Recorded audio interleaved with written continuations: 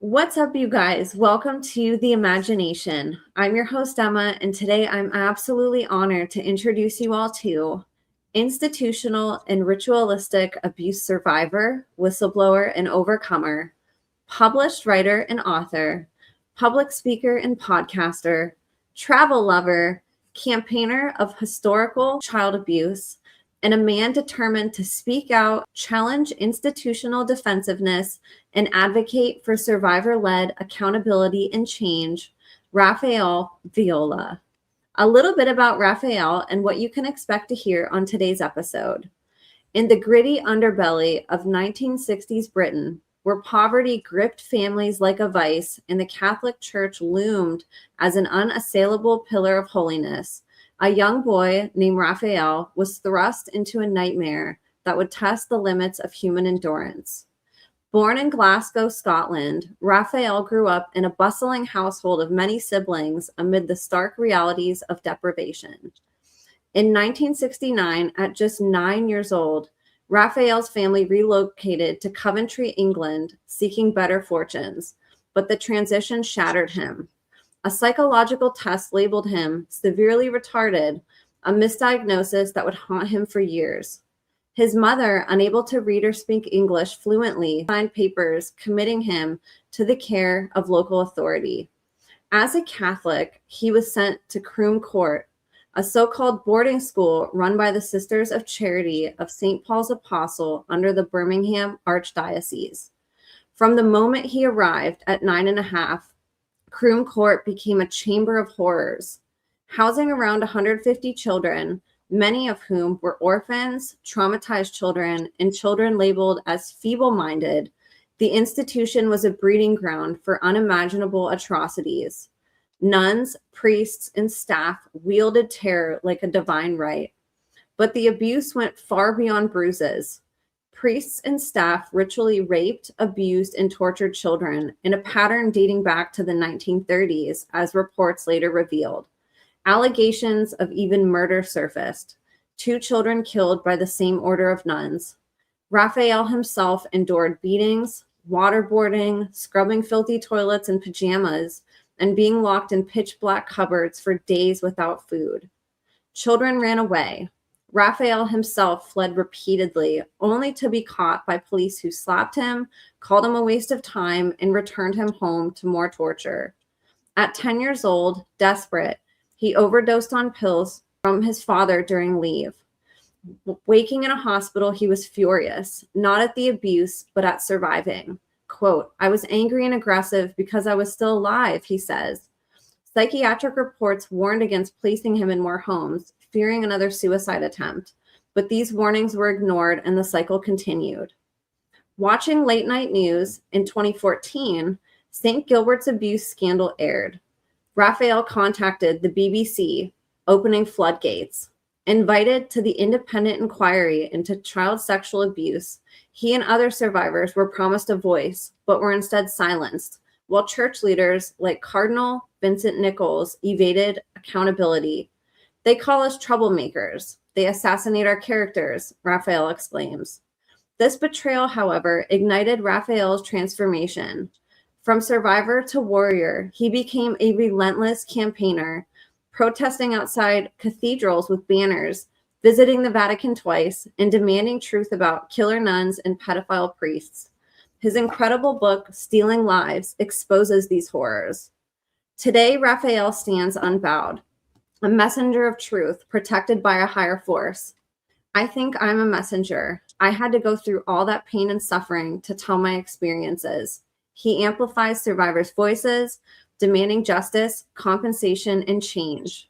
"These atrocities are still going on. We have to stop it," he says. Rafael is the triumph of the human spirit over unimaginable evil, a living testament that no darkness can extinguish the fire of truth. Forged in the crucible of suffering, he has risen as an unstoppable force of light, healing, and redemption, inspiring survivors all over the world to reclaim their voices and shatter the chains of silence. In his unbreakable courage, we see the divine promise fulfilled.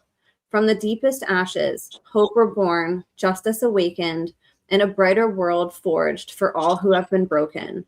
Raphael does not merely survive, he lights the path for humanity to heal. So, you guys, without further ado, please help me in welcoming today's guest of honor, overcomer and thriver, walking miracle, fearless warrior, inspiration and role model, survivor advocate and champion, and the little boy who grew up into the hero he needed as a child, the one, the only, Rafael Viola. Rafael, it is such an honor to have you on today. Thank you for coming on the show with us. Thank you so much, Emma, for inviting me. That's a little bit triggering for me, that was. Yeah, it is. I'll tell them a little, well, not a little story, it's a big story. I'm really passionate what I do. As I said, in 2014, I was watching the news with my youngest, two younger daughters. I've got 4 daughters. And when it came on about St. Gilbert's, I thought, this is my chance to tell people what happened to me and how my life has turned out, why it turned out so badly. So when I was watching that, I went to the BBC and I didn't tell them about St. Gilbert's. I told them about the other 4 horror schools that I went to. So that really opened up a can of worms. After that, I got invited to join the independent inquiry into child sexual abuse to be a co-participant. I think that was in 2016. So it's roughly 7 years preparing to actually give evidence at the independent inquiry. Well, we were supposed to give evidence at the independent inquiry. We were silenced there. I'll come to that in a later stage. Over the build-up, this independent inquiry, over the years, back and forwards to London, making statements, seeing lawyers, having board meetings. And it was a big build-up to it. Now, I was very proud and very privileged to be a part of that inquiry at the time, because I thought, there's going to be a change here. I really believed in the system. And when I finally went to the inquiry, took place, it was a 5-day hearing.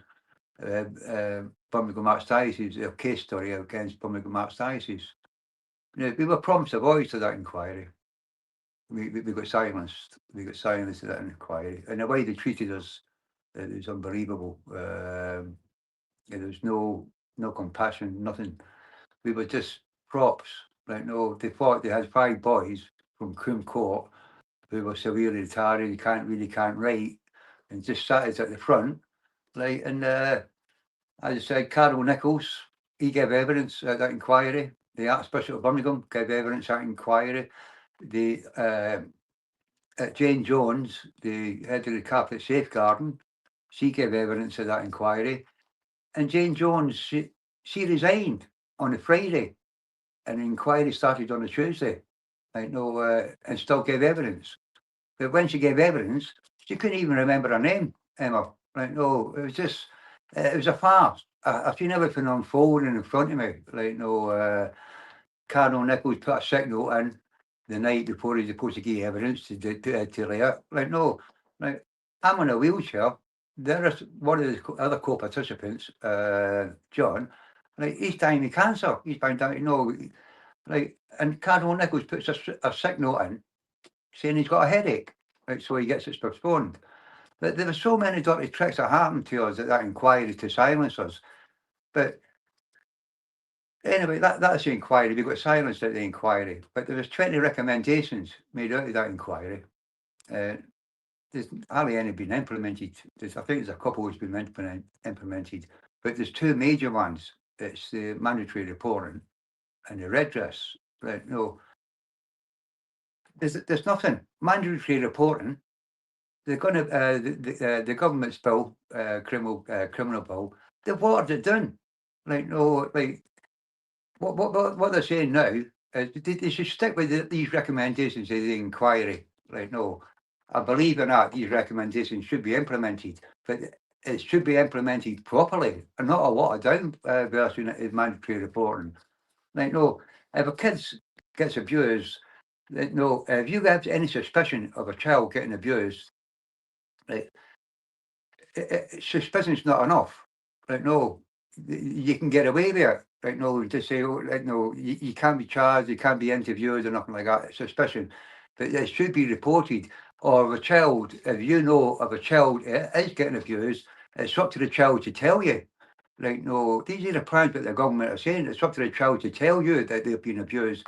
But we all know it takes children many, many years, 20 years, 30 years to come out and to say that. Like, no, to see what happened to them when they were a child.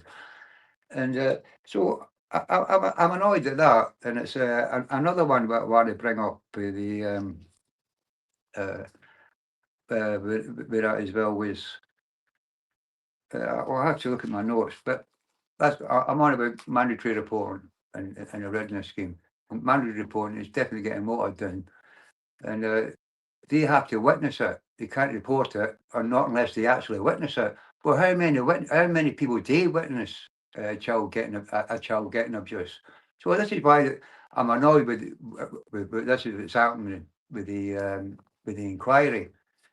Not with the inquiry, with the government. Like, no, if they're going to implement mandatory reporting, do it properly, not a watered down version. So so I was involved in that independent inquiry into child sexual abuse. And now I want to go back to the children's homes. What happened to me at the children's home and how I got there. Yeah, let's talk about your childhood and even your family. I know you came from an interesting background too, with two parents who, I mean, your mother didn't even know what she was signing you off to when they came to the paper. So, right. Well, in 1969, Glasgow there's a lot of poverty in Glasgow in them days. Like, there was no work, poverty. It was well known. There's a lot of slums in that in Glasgow. But I tell you what, Glasgow now is a beautiful city. It's a beautiful city now. I've been up there, and it's completely transformed. Anyway, my dad moved down to Coventry because we had family down here in Coventry from Glasgow. And my father wasn't ill, was very ill, sorry. He brought us down from Glasgow for a better start. Because they seen that our other his siblings, making a good life down in England for themselves, so we followed them. And I didn't really fit in, coming to England at the beginning, because I'm not a little boy. My name's Rafael Viola, so they used to take the kids at school used to take a bit of the mick out of me with my Scottish accent. And my Scottish accent, my Glaswegian accent, got me in a lot of trouble. Because don't forget, I'm from the back streets of Glasgow. And in them days, you couldn't understand us. We talked fast. It was a different dialect. When I go up to Glasgow now, and I speak to the young kids here, I can't understand them. It's a broad accent. So anyway, I played through. But my education was totally fine, Emma, when I left Glasgow. It was totally fine. Never missed a day at school. Everything was all good. Well dressed, well fed. We were poor, but my mum and dad bothered me, so we were well dressed and well fed, and our education was good. So I played through it. The social services got involved. The education department got involved, and they done an IQ test for me, and it came back, and they said I was severely retarded. That was the word that they use in them days. They don't use that word anymore, severely retarded. So I was going to Croom Court. They said I had to go to Croom Court, but it was called St Joseph's Residential School. No, I was brought up a Catholic. My mum's Spanish. She's staunch Catholic. My mum was. My father's half Italian, half Irish. We're born in Glasgow. So it's like it's like a magnet, but it's like we're Catholics. Staunch Catholics. So when I got to Croom Court, my education was halted again there, because I was up to standards, the normal standards of a 10-year-old, a 9-year-old, educational wise. So when I went to Croom Court, that's knocked me right back. So they try to put me in a classroom where you learn things like kindergarten. what's the difference with a cat or a dog, or what you yes or no? Right? No, no. And as a 9-year-old, right? No, I'm more far advanced. So that was the first mistake. I made complaining. I said, look, right, no, I got the atmosphere straight away. Straight away, as soon as I went there, like, no, you could feel it. Like, no, you couldn't hear any kids. Like, the 150 kids there, you couldn't hear no. And when you did see them, right, nobody spoke. Like, it was all rules, strict rules. Right, no. So when I was in the classroom, I made a complaint saying, look, like, no, I shouldn't be here. Words to that effect. Like, no, that was a big mistake. So I got grabbed by the hair, made to kneel facing the wall for the first 2 weeks in the classroom, getting, like, no, them rubber board, the rubbers, rules, just getting smacked across the head, called me the clever man. So I rebelled straight at the beginning, like, no, but corporal punishment was everyday occurrence there, like, no, and what I found out afterwards, what was happening, like, the gym teachers were raping kids. One of the co-participants at the inquiry, I've written other statements. Then there's allegations of murders, tortures. Well, they done it to me. Right, no, I ran away like 4 or 5 times. They waterboarded me. Twice they waterboarded me. They caught me smoking. That was a habit that I picked up from Glasgow. Found a little nub, smoking it, and they seen us. There was 2 of us when I denied it, and she asked the other boys, says, "Look, if you tell us, no, nothing will happen." And so he admitted it. So then next minute, I'm being dragged by the hair, and there's a big sink in the kitchen hall. Like, you know, filled up with water, and she kept on ducking my head under it. Like, tried to put soap and ram soap in my mouth. Took me upstairs, dragged me upstairs. Shouted another nun. Took me into the Mother Superior's office, stripped me, and just beat the shit out of me. That was one of my first experiences. Then when I ran away again, I ran away 4 or 5 times, maybe more than that. Every time I ran away, I knew I was going to get beaten. And they used to lock me in cupboards, like, for my punishment. I don't know how long I was there, maybe 2 or 3 days. I don't know, because it was just pitch black. Like, and if you see a little boy sitting in the corner, I see it on the TikTok and all that, like, all pulled up like that. That reminds me of me with no clothes on there, and just in a little closet. 2 days, 3 days, I don't know, because you don't know. And the punishment was scrubbing toilets. It's an old building, you've got big slates, black slates, and you get an old tin pail, an old bucket, we used to call them pails, full of water. And when you scrubbed it, it was Jay's fluids. I always remember it, the smell of it. Jay's fluid, it come in a little tin. You put that in it, and at the end of it, my knees would all be soaking wet. And they fed me when and if they wanted to. Like, no, so I was missing out on a lot of meals. But that was a bad place. One of the lads that was there, John, I've got his testament here, so I'm allowed to say it. I've got permission of his wife. He's passed now, bless him. Right nice guy. John Lamb, he was a co-participant at the inquiry as well. And the atrocities that happened to him and the rest of the boys who were there is really unspeakable. When he was an orphan, John was, like, they used to lock him up 6 months at a time in a room, just with a bed and a bucket so he could go to the toilet and get his meal delivered. Like, he couldn't read or write, but he could read Latin. Couldn't read or write English. They forced him into reading Latin so he could be an altar boy. Then after that, he used to go up to Father Edwards. He was the local priest. Crim Court is a court, and it's got a massive driveway. And right at the end of it, that's where the staff and the resident priest was living. The priest who was there, Father Edwards, used to rate John every week. The nuns used to say to him, "John, go up and do Father Edward's cause, like, chopping kindle, did a bit of weeding while emptying these bins. And John knew every week, every Friday, like, he was going to go up there to get abused, seriously abused, not beatings, whipped, and things like that, and sexually abused terribly for his sins. Because Father Edwards, they say, this is for your sins. Yeah, it's sad with Humpty John. As I said, he had nobody to turn to. He was an orphan. Yeah, then there was another guy. Can't mention his name. One of his gym teachers there. This is our statements. This is the inquiry kept back from the public. What happened to that place? As I say, that's why we were silent, because we couldn't give evidence. They refused to give us evidence.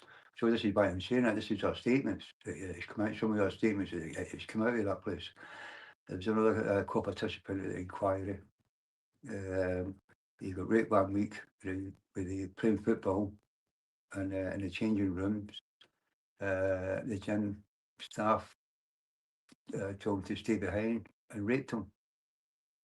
So the next week, he tried to rape him again. And as he tried to escape and running out of the gym, the changing rooms, you've got them little benches, the step-up benches. He tripped and banged his head on it, and he felt unconscious. And the gym teacher, he raped him while he was unconscious. So these are the things that I've written over this here. I'm not an older people what's happened to these kids. Anyway, Crimcourt, it was a bad, terrible place, and then nuns were evil. They were, and the children there, Emma, he didn't deserve it. Right? They were the most vulnerable children on this earth. Right? Some of these children, they were, had serious health issues. And it breaks my heart when I think about it.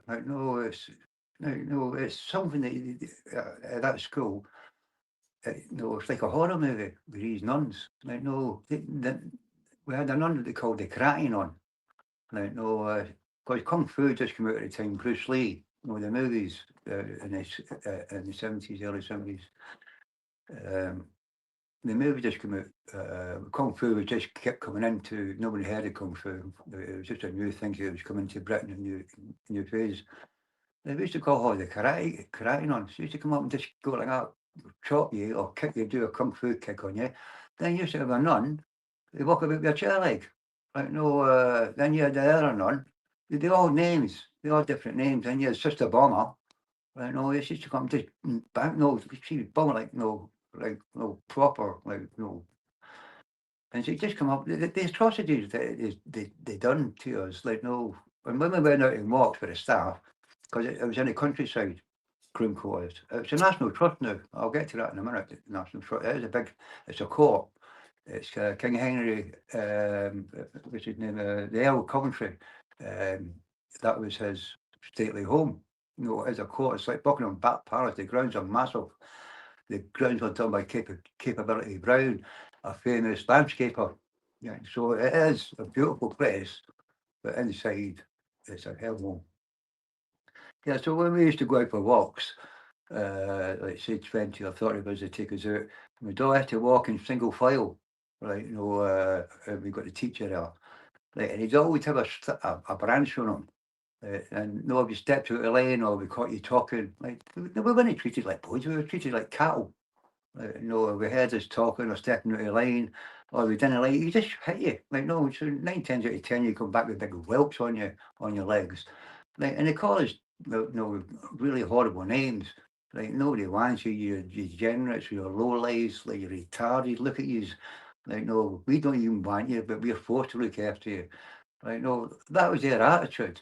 We were the dregs of society because, as I said, we were uneducated. Well, I was uneducated, but yeah, that's it. The hellhole.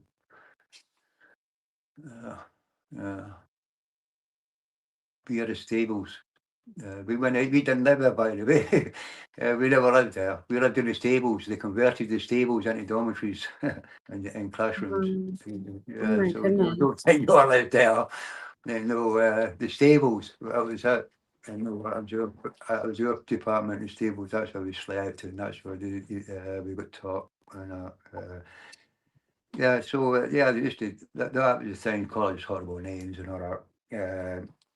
But nobody cared about us, Emma, because we were put right out in the countryside. Like no, and when the officials did come out to see us, to check on us, they made sure we'd be out on the football field somewhere right out of the way, and the nuns will go like that to them. Ah, look, they're all out there, they're all playing, they're all okay. Nobody questioned them. Nobody questioned the nuns or the priests or the Catholic Church in them days. Like no, because everybody, even myself, even before I went there, my parents, everybody did. We all thought these people were holy. Like no, they wouldn't dare do anything like that. Because we, no, my parents knew that. They would never, no. I think it would have been different. But but they never got mentioned at the inquiry, you know. Them nuns didn't mention them at the inquiry. And I don't find that at all. I just think that's a scandal. You know what I mean? No, everybody else gets mentioned. Like J.R.R. Tolkien. No, the author, who wrote the Hobbit, the Lord of the Rings. His son was a priest in Birmingham. No, but he got mentioned. But the press keep all this quiet. He got mentioned. He was a priest. J.R.R. Tolkien's son, Father John Tolkien. And he kept on getting moved to parish to parish to parish. Every time the abused come and talk for him, they just moved them. No, that's what they've done. So it's yeah, I know. Yeah, but with Crown Court, the atrocities that happened there. There was 5 of us there at that independent inquiry who were supposed to give evidence, and this is the evidence that was withheld.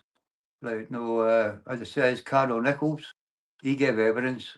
The Archbishop of Birmingham, Bernard Langley, he gave evidence. He come to my house, the Archbishop Bernard Langley. He visited me to apologise. I believed him at the time, you know. But his apologies were fake. I'll come to that at a later stage. Yeah, Crown Court. Yeah, it was just a hellhole. Corporal punishment. It was an everyday occurrence. When you look back, if you Google it and you go back, it goes back 40 years. Every 10 years, somebody comes out with a story. A group of lads will come out, like Teesside, the Sunderland boys. There was 40 boys from Sunderland went there. And it tells you a big story in the newspapers. Corporal punishment was an everyday occurrence, which it was. But they got the birch in them days. But with us, I didn't know if I'd done anything wrong. They just come up, shout my name out in the morning, at breakfast time. Viola, Viola, and there'd be about 3 or 4 of us. They just enjoyed. You drop your trousers, bend over on the bench, they start beating you. I don't go, what have I done? Even dropping a pen, we get you done now. And there's 2 allegations of murder as well. John Lamb. That's why when he was getting abused by Father Edwards every Friday, he couldn't tell the nuns. Because if he told the nuns, he knew that he'd probably get killed. And the other guy who was at the inquiry as well, when he was getting raped by the gym teacher, he told the nuns, they beat him black and blue, right, and stopped him playing football and called him a liar and said, "You're going to purgatory." And no, because we used to get leave there, it's a school, we used to get Christmas leave, used to leave or whatever. Now, he didn't go back home for Christmas. Christmas leave, black and blue, head to toe, with the nuns, because he told the nuns that the staff raped him. And he's told his parents that the reason why he didn't go home because he was naughty. I've read all these statements. This is his statements. This is what happened there. And I know what happened there because I was there. Them boys were there at the same time as me, Emma. I was there at the same time as a couple of these boys at the inquiry. But as it says, it's all hushed up. The Sisters' Charity of St. Paul's Apostle, never got mentioned. Didn't get mentioned. Well, they mentioned Crim Court, but they don't mention the nuns. Like, no, but they being mentioned them all in our statements. Anyway, well, that's the inquiry. That's what I've got the hump for the inquiry about, because it did colour a lot of abuse up with the Catholic Church. And when I complained to my lawyer, because we got assessed by a guy called Professor John Bison from Cardiff University. He assessed us to see what kind of damage was done. Right, no. But he was hired by the Catholic Church. No, he's a headhunter. Now we know he's a headhunter. He goes round all the survivors and takes statements of them on behalf of the Catholic Church to see if you're eligible for compensation. He gets £5,000 per client when he goes round. So he done an assessment on me, on the five of us, well, four of us. John passed away at the time. And I told you John had cancer at the inquiry, so he fortunately passed away. So this Professor John Bison does an assessment on us. There's four of us at left now. Now, every one of us are like traumatised by what he said about us. He's half put the blame on us, saying that we deserved it. Like, no, it's your fault. Like, no, we're only kids. Like, no, it's your fault how our lives have turned out to be. Well, my life, how my life turned out to be. Like, no, drugs, alcohol, homelessness, whatever. I've done a lot. Like, no, and when we challenged them, and then I go, hey, no, this is wrong. This is totally wrong, what you said about us.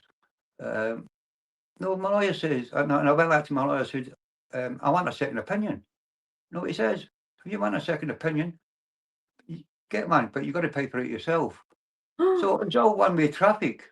Like, no, I can't even get a second opinion, no, to challenge these people. Like, and we all know this John Bison from Cardiff University, he's Professor John Bison, like, he specialises in post-traumatic stress disorder. Yeah, but not in children's homes. He specialises with the army. Like, no, but he's on the contract with the Catholic Church, specialising, going round to see survivors, taking their statements off them, like, and assassinating their characters. So when we do go for compensation, like, no, like, it's all about the money. Like, no, they'll keep it as small as possible. Like, and I'm really annoyed, Emma. Like, why can't we have a second opinion? Like, no, that inquiry cost £250 million. £250 million, 200 million. Like, no, the lawyers were on £1,850 a day by that inquiry. And there was a big investigation, by the way. Some of them lawyers, officials at that inquiry, they were getting investigated for sexual misconduct at that inquiry. Like, so who do you trust? Like, no. And that was one of the head. Google all this, because this is all correct. This is no everything I'm saying is all correct. Yeah, so that's Crim Court and a bit of the inquiry. My next one was next establishment, hellhole, whatever you want to call it. There's Barbara Hudson's Homes. That was run by Birmingham Archdiocese again. That was it was split into different little homes. Mine was called, it's the same department, same compound, but different. Father Edwards, I was in Father Edwards department. You had different groups, different. So I was at Father Edwards. That was run again by the same Sisters Charity of St Paul's Apostle under Birmingham Archdiocese. Now, the nuns there, they didn't get accused of murdering children now. They got investigated for murdering children now. It was Operation Greenlight. Father Eric Taylor, he went to prison now for raping children. And another priest, I forget his name. Now, that place, the stories it's come out of children for decades and decades and decades. They're still screaming now that no, they want answers, want it investigated, but they won't investigate it. I've been screaming up there. That's why I go to Birmingham Archdiocese, actually. One of my points is I want to know where these 100 children are. unaccountable for, and it won't give me an answer. I've asked them, like, no, I should buy go to the Vatican. No, I'm kicking off because we've got access to the archives. We want to see how many children have been abused under the cloak and dagger of Birmingham Archdiocese. But they won't give us no access. Like, no, they keep on coming up with excuses. Like, and they think everybody's fools. They think we're all going to go away. And I've told them I ain't going to go away. And I did go up there, Emma. And people don't like what I do, but I don't care. I go up there with banners, and I hold my banners up like that, and I go, come clean on your killer nuns and your paedophile priests. Like, no, I'm not telling any lies, but you know something? They never challenge me. I call them paedophile priests and killer nuns all the time. Only ones that challenged me is my social media. They banned me, like, no, for doing it. Like, no, when I put it on social media. But the church, the Vatican, they don't ban me. Like, no, because they know it's true. Like, no, if somebody says that about me, like, no, I defend myself. Like, no, if I'm outside your front door and I've got big banners going like that, come clean on your paedophile priests and your killer nuns, like, no, you go, hey, hang on a minute. Like, no, this is wrong what you're doing. But then I get intimidated as well, Emma, when I'm outside that Birmingham Archdiocese Cathedral and outside the diocese. They send priests out there to intimidate me. Got like that dancing around, they say, can I pray for you? And I'm going, no, just come clean on your killer nuns and your paedophile priests. And what happened to these 100 children? And he goes, can I pray for you? And I go, you pray for me? Like, no. He goes, no, I said, you ain't pray for me. I said, keep your prayers, because that's what they do. They think their prayers are going to solve everything. I said, no, you ain't praying for me. He goes, well, I'm going to pray for you anyway. I don't know if you've seen the video, Emma. Like when he's got like that, hey, and dancing round me, he says, bless you and all that. And I'm going to click it in. Like, no, I'm a survivor. Like, I don't even know who this priest is or canon is. Like, he's hiding his ID in his pocket. I get intimidated by the parishioners, standing there putting the gloves on, going like that to me. Like, no, I'm by myself in a wheelchair. I'm going to bring it on. I don't care. Like, no, and people go like, what's it self-rap? These are powerful people, they can kill you. I said, I don't care. Like, no, I don't care what they do to me. Like, no, I'm here, my job ain't finished. When God says to me, your job's finished, that's it. I'm here for a reason. And I said that to him, I think I'm here for a reason. And I won't let him off the hook. So that's what's happened at Father Edwards children's homes. Like, the nuns got investigated there for murder. Like, and stories that come out. I know boys from this estate. There's still a couple is alive, not many is alive. And when I talk to them, like, no, about the finding children's bodies and unmarked graves in Ireland and Scotland, I know what they're saying. They want to dig up Father Hudson's homes. That's what we're saying. Dig that place up. How many children are buried underneath there? But they built new houses on it now. Like, no, they're finding unmarked graves all over the world now. Ireland, not just Ireland, it's Scotland, England, like America, Canada, like, no, with these nuns, like, no, but Emma, and I say this often to a lot of people, I'm on a lot of platforms, but I have nuns on my platforms, I have priests on my platforms, and they're good people. No, they sympathise with me, they know, and they're disgusted of what's going to happen, but I'm not classing them all as my grandchildren are Catholics.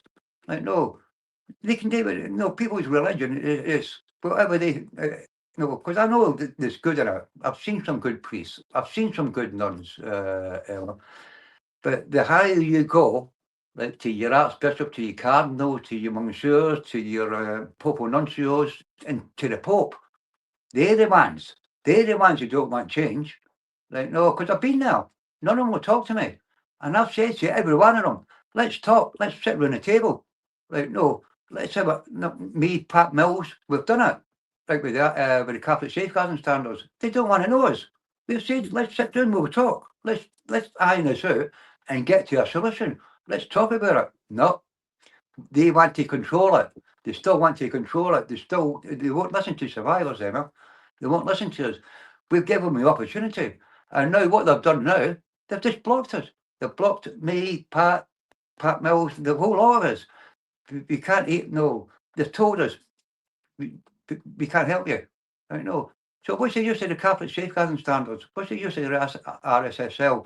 What's the use of Birmingham Archdiocese safeguarding? No, there's nothing there to protect us. There's nothing there.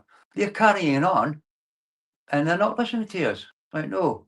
And that's why I had to go to the Vatican, because I've said to everybody, writing emails, it don't wash for them, because they just blank you. They don't get back to you. Right, so I said, just give us the letters, and I'll personally hand deliver them to them. And I've been over twice now to the Vatican. And you know what, Emma, the second time they shunned me. They shunned me the second time. Right, no. They knew I was coming. Right, no.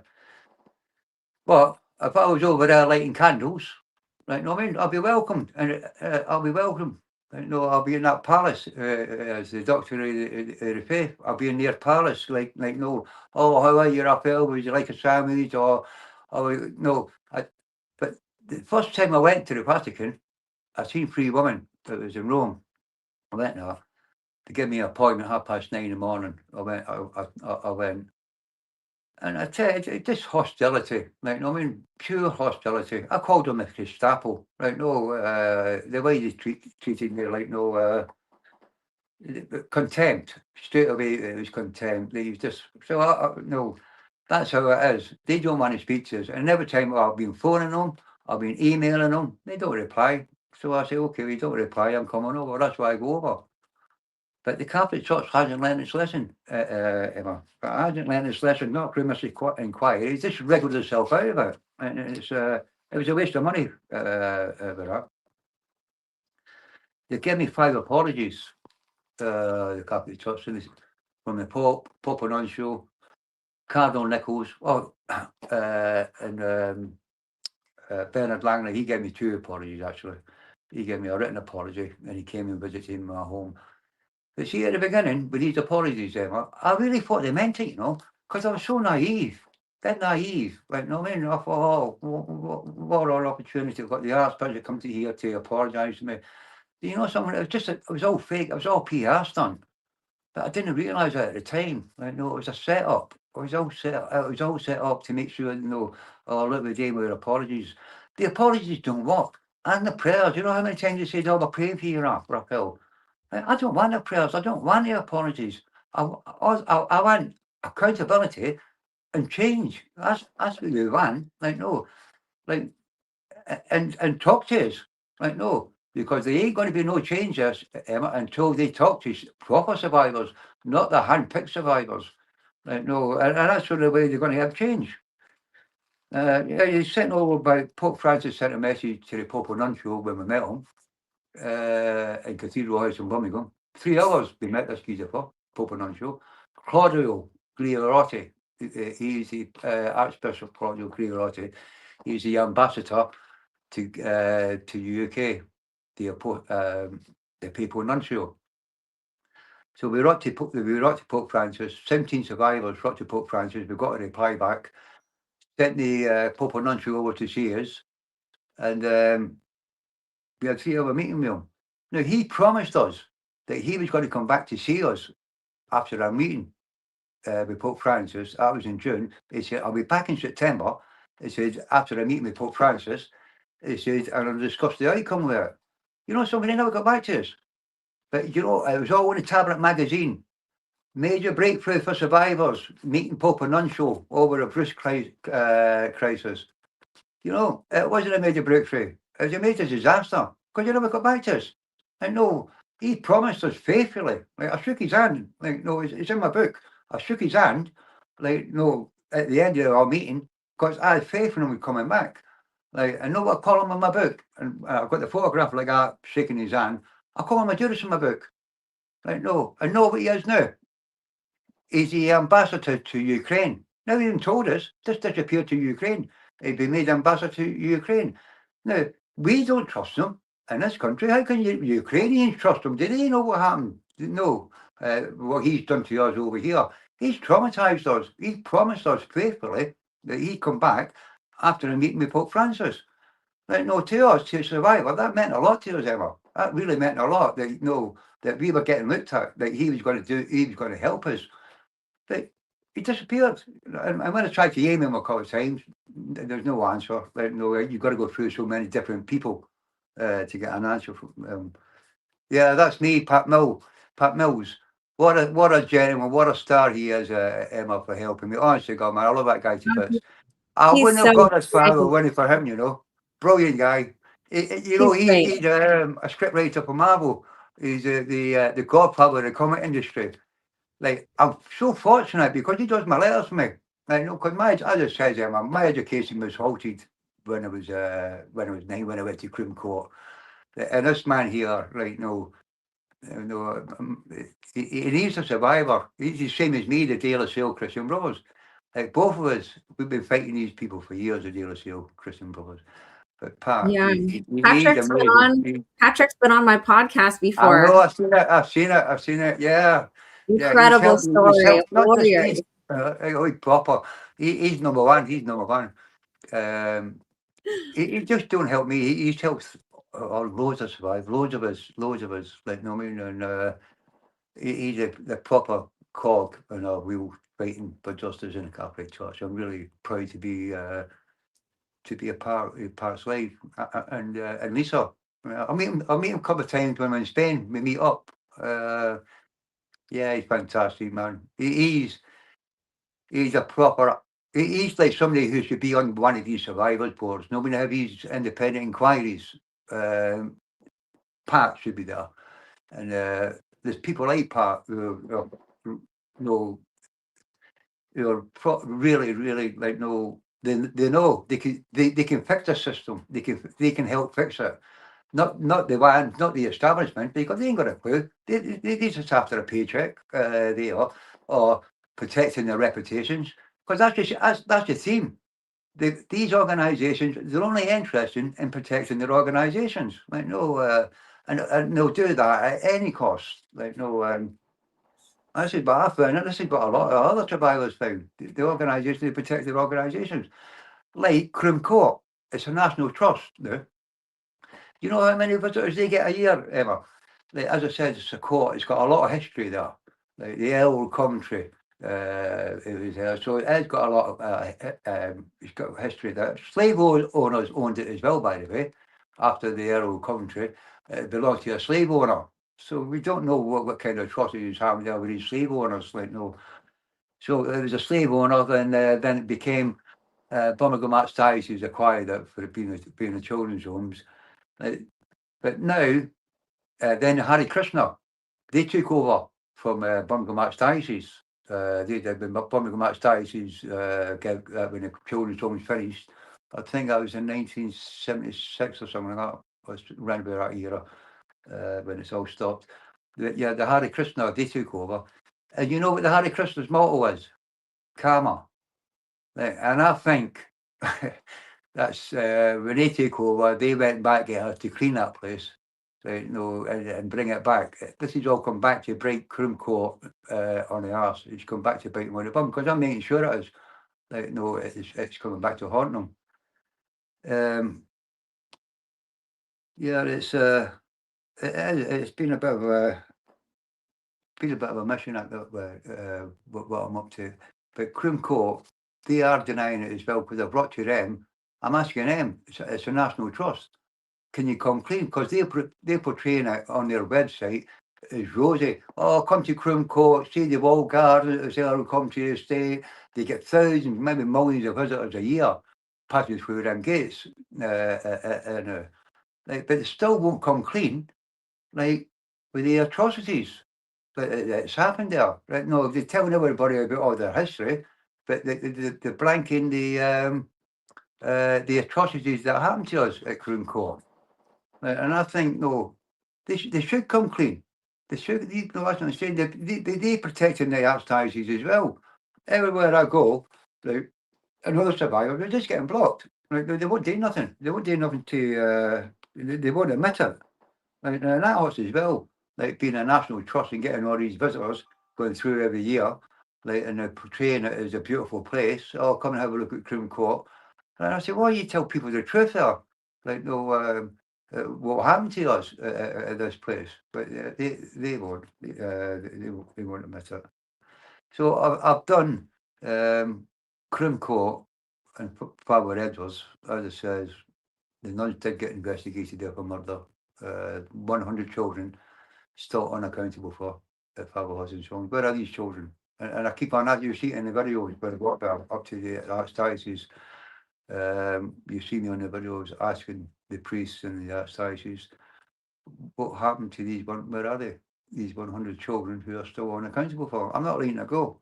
Like, no, but I know this is fact as well. Father Hudson's Home, St Edward's Boys School, that was a major hub for migrating children to the Commonwealth in the 60s. We had a migration in 60s and the 50s.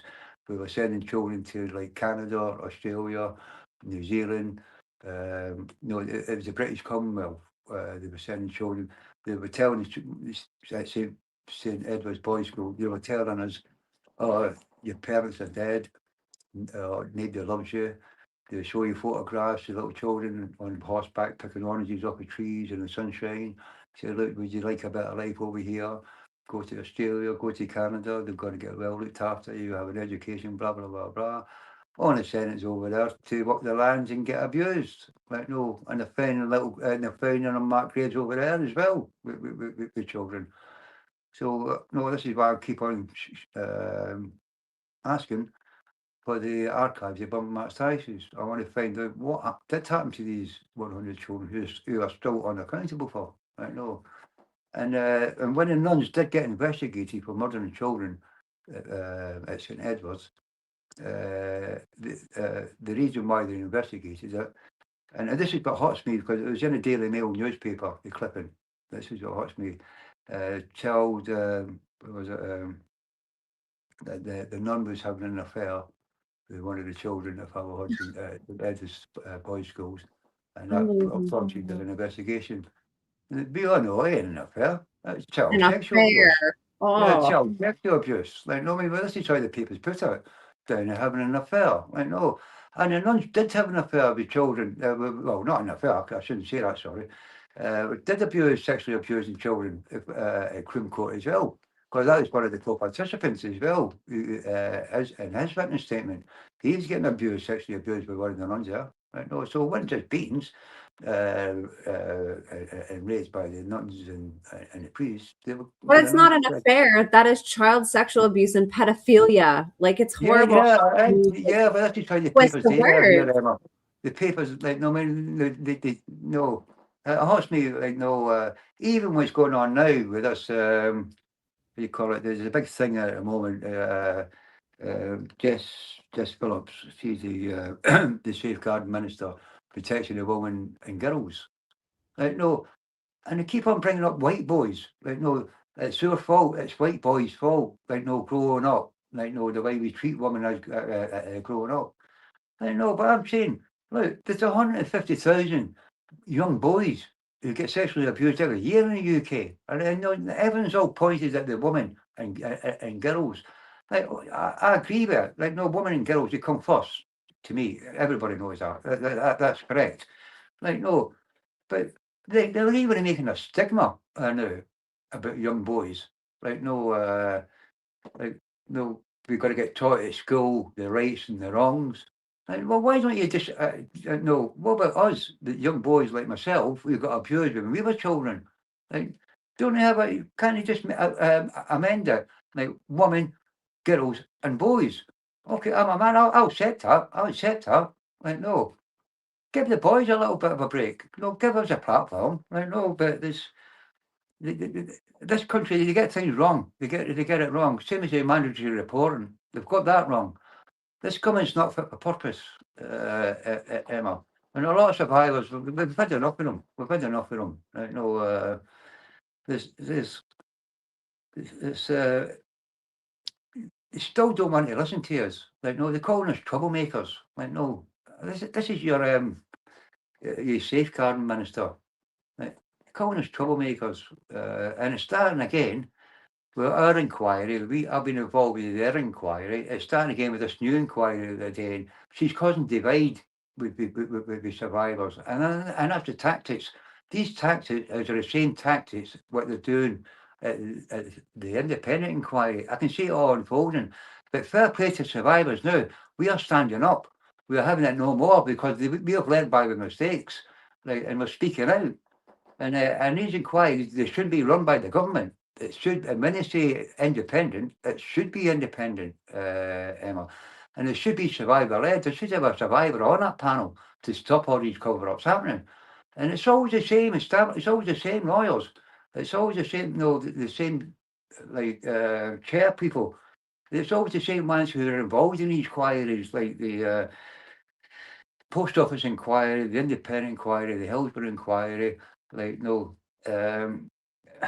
it's all the same lawyers. It's all the same group who's doing it. Sack all them, get it fresh. Government got nothing to do with these inquiries. You can't trust the government because the government, they're the same. They're too busy protecting their reputation. And you know how many like paedophiles are in the House of Parliament? It's crawling with them.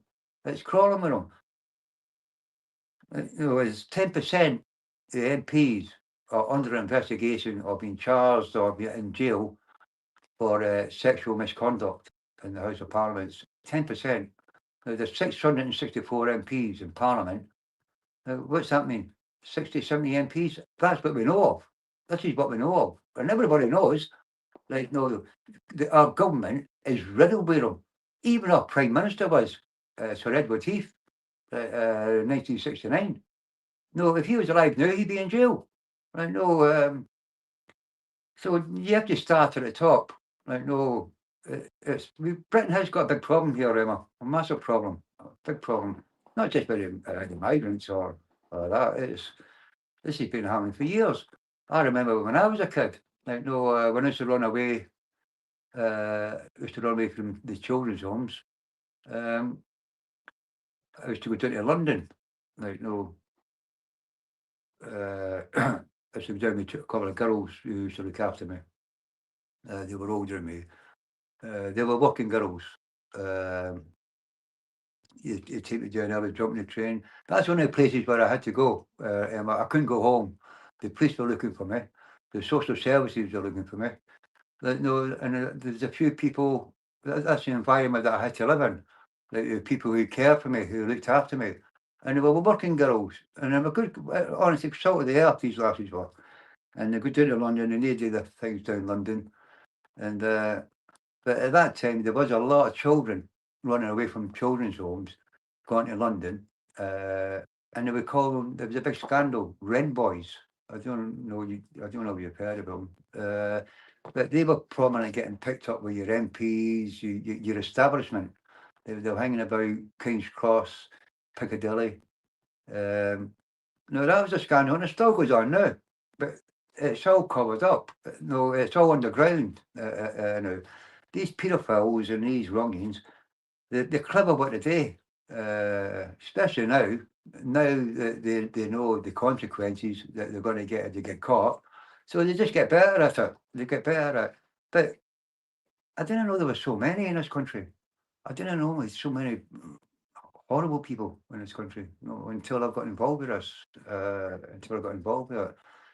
But the reason why I got involved with it, Emma, was I really wanted change, and I thought I was doing the right thing. But I wouldn't get being part of another inquiry again. Not the way they treated us. And that's why this is what I opened up when I had to write the book to explain, like, the true horrors or the true scale of the cover-ups. Oh, thanks, Emma. Cheers, thank you. Yeah, sometimes I look at that little face and my little picture. I did have many photographs done when I was a kid. Like, I look at that and I go, that's sad. But when it's just me, I didn't know. I didn't think my life was going to turn out like this. I didn't think I was ever going to write a book, Emma. Never thought my life was going to be like that. No, I was all up at a triple bypass. My wife passed away. I just wanted to concentrate on my children, bring my children up and give them a good life. I was heartbroken when my wife passed away. And when I come on the TV, and I thought I would give someone back into society, right, and go ahead with this. I was looking forward to this inquiry because I thought I was doing something really special, really good for people. And because of my experiences, I thought I was going to pull some weight. But it was really, really horrible when it refused to hear our evidence, or our preparation, and I went mad. I told the panel, I told the whole world, the panel to their faces. It was a circus. But the only thing that I want to come out of this inquiry is these recommendations to be done properly, and to be implemented, these recommendations, because that will make our fight more worth it. My fight more worth it. It'll keep me a wee bit of peace. To bring some of these properly, not the watered down version of mandatory reporting, or this. No, they've got the red. I keep on saying the redress scheme. They've got it in Scotland. That's implemented in Scotland. It's been implemented in Scotland for years. It's been implemented in Ireland for years, but there's nothing for us in England and Wales, and that one of the reasons why the inquiry was set up for. For survivors, historical abuse survivors. That is one of the reasons, and that was one of the recommendations. Well, two of the main recommendations was the first one is mandatory reporting. It has to be. I think they've got to stick by the rules. What the independent inquiry that says, like, no, how can they go against it and water it down? It's so that's another fight I've got in my hands now, lobbying, to get mandatory reporting in properly, and the way the independent inquiry was set up today, and the redress scheme. As I said, it's implemented in Scotland and Ireland, but nothing in England for us. My younger brother, he passed away 6 weeks ago, Emma. Right? He was at two children's homes when I was Terror Assessment Centre in St Gilbert's. The Terror Assessment Centre, both of them were sitting there. That was in Birmingham as well. That was another hellhole. 8 members of staff, they went to prison now in 1992 when they all come out. That was called Operation Camellia. 8 members of staff were abusing children now, sexually abusing us, beating us, abusing us, atrocities, more atrocities. Over 100 children come forward. More would have come forward, but a lot of survivors never came forward, Emma, on that one. As I said, when I went to the BBC, I opened the can of worms up. I said, look, I went to 5 children's homes and Tenno Assessment Centre was in Birmingham, Harbour, Birmingham.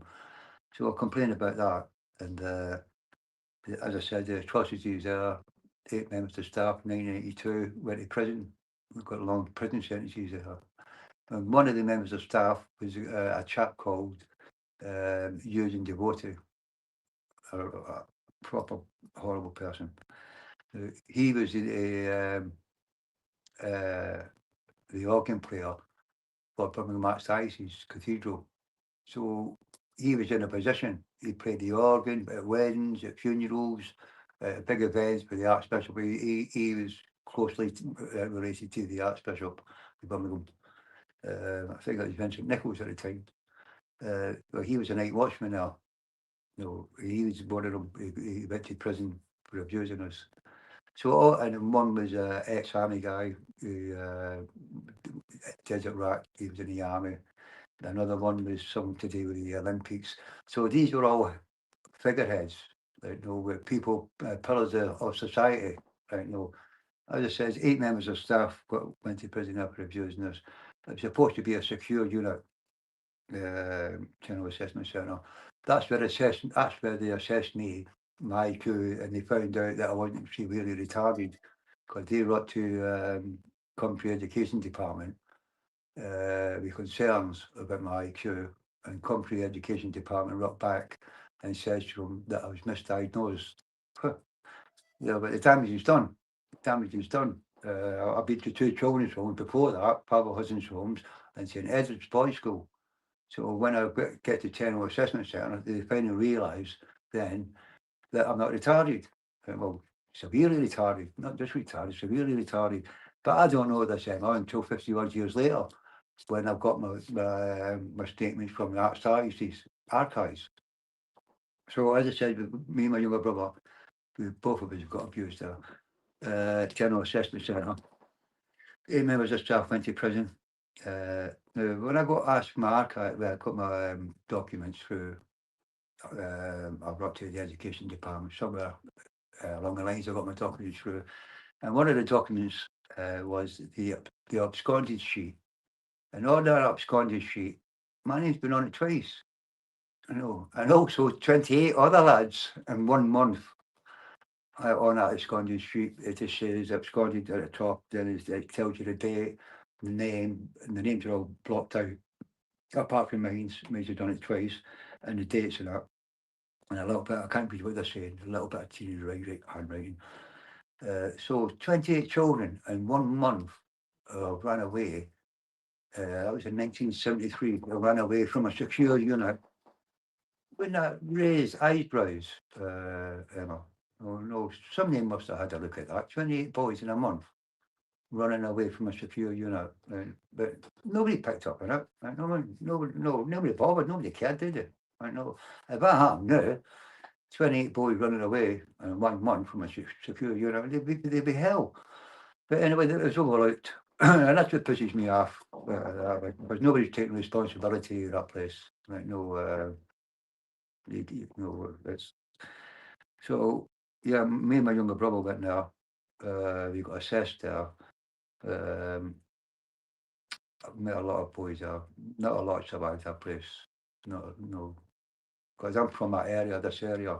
And over the years, I've known them. Because I've been in the same situation as them.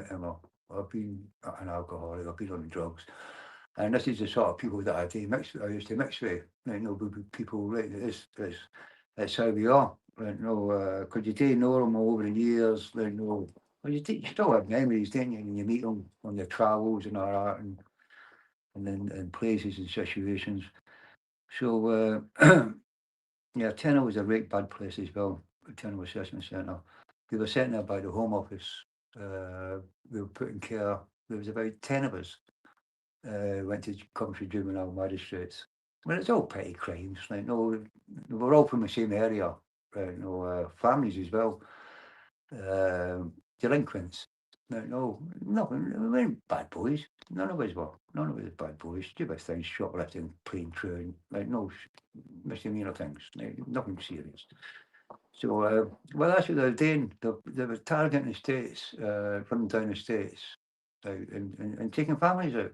Because we were classed as commodities, at the end of the day. So they left Tenno, they assessed me there, me and my brother, and Michael. Then, because we're Catholics, they sent us to St Gilbert's Approved School. No, in between that, I went to another place, sorry.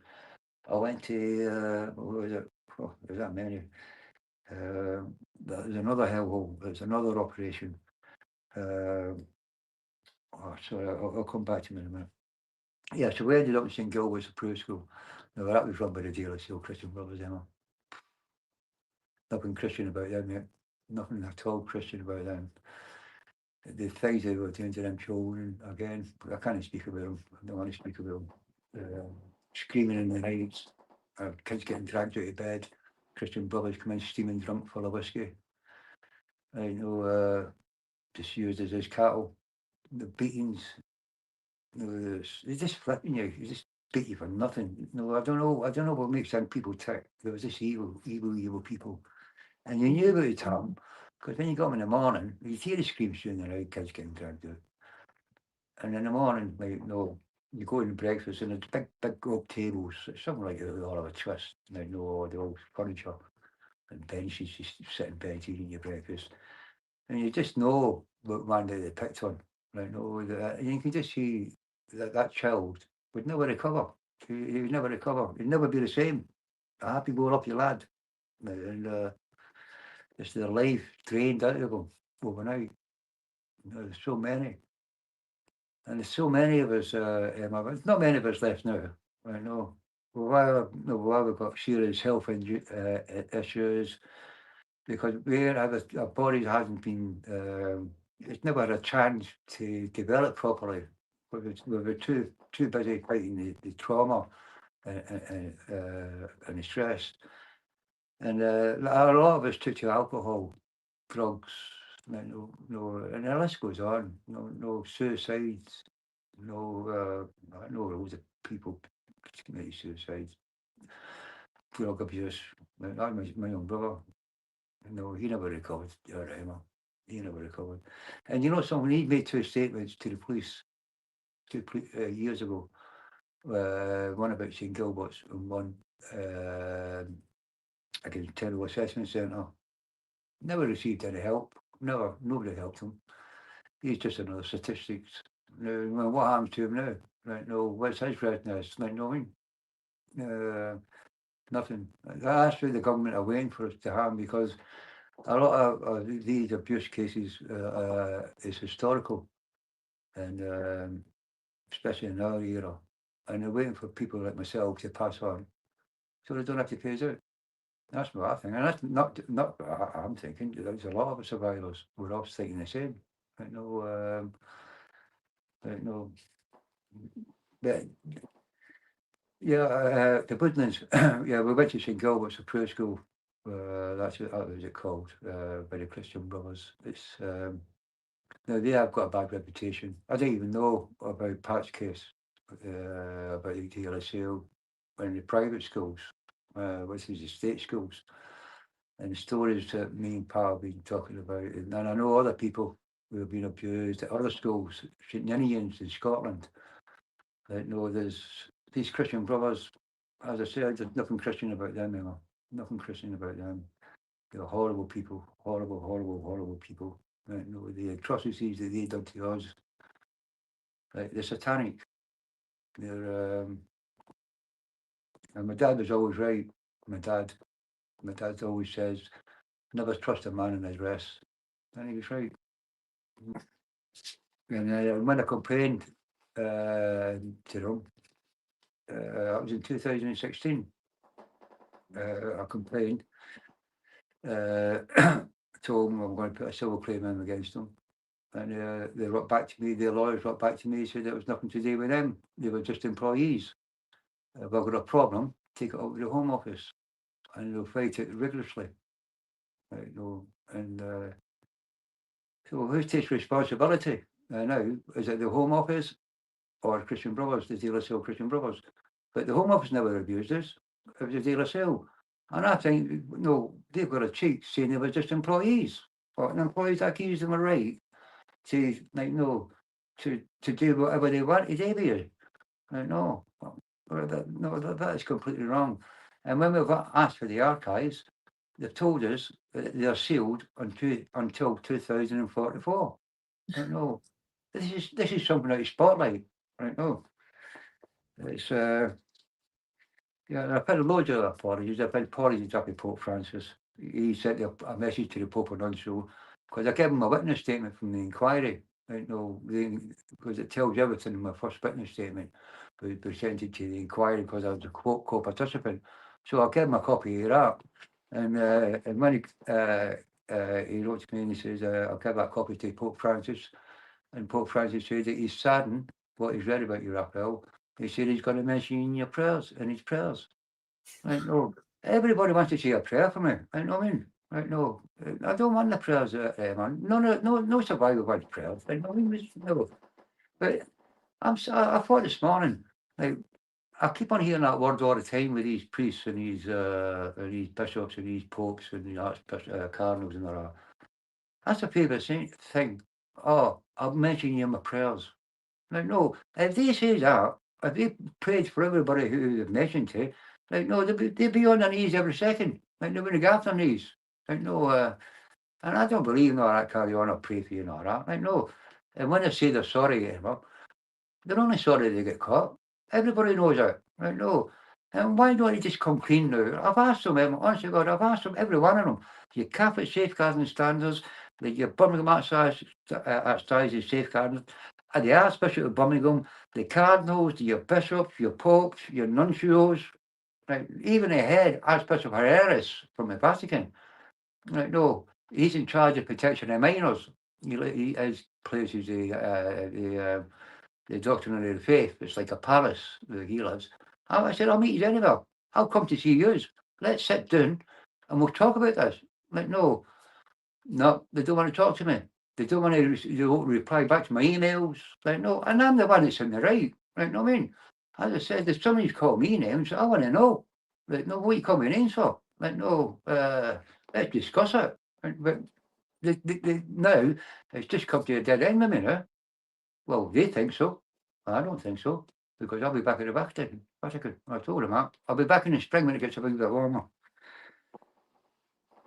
And I know I'm coming as well. When I say it ever, like, no, I've told them twice now. The first time I'm coming to the Vatican, and they pleaded with me. This is the exact word that they say to me. Please, please, please, please, Rafael, please, please. We don't want you to come here. Don't come to the Vatican, please, please. Well, give me my answers and I won't come in. But they plead with me. They plead with me. They don't want me there for some reason. And that's why I go, because I know I'm doing something. They don't like me going there, Emma. They hate me going to the Vatican. Like, no. And that's the only way I can punish them, by going there or getting the truth out of them or getting them to acknowledge me. Like, no, because I ain't letting it go. No, I've been down to Westminster Cathedral in London. That's the head of the Catholic Church in England and Wales, like with the Archbishop as the cardinals are. Like, I'll go down there as well. I'll do my little protest out there. I've been to Barcelona Cathedral. I'll do my little protest out there. I've been everywhere. I'll go down all the cathedrals. Right, and I stand there with my banners. And you'll see it. You get me on my social media. Come clean on your purified priests and your colour nuns. And you know something? They don't challenge me about that. No, if somebody says that about me, I'll be banging his doors. What are you doing? What are you doing? Like, no, but they won't talk to us. They won't talk to Pat Mills, as Pat Mills, the RSSL. Like, they completely, like, they don't want, they only want to talk to the handpicked survivors, Emma. Honestly, like, no, and we all know that, and that's what hurts us when they come out. Oh, we've met survivors and that. They meet the survivors who go over us, who like candles. Right? Know what I mean? Be an into lighting candles.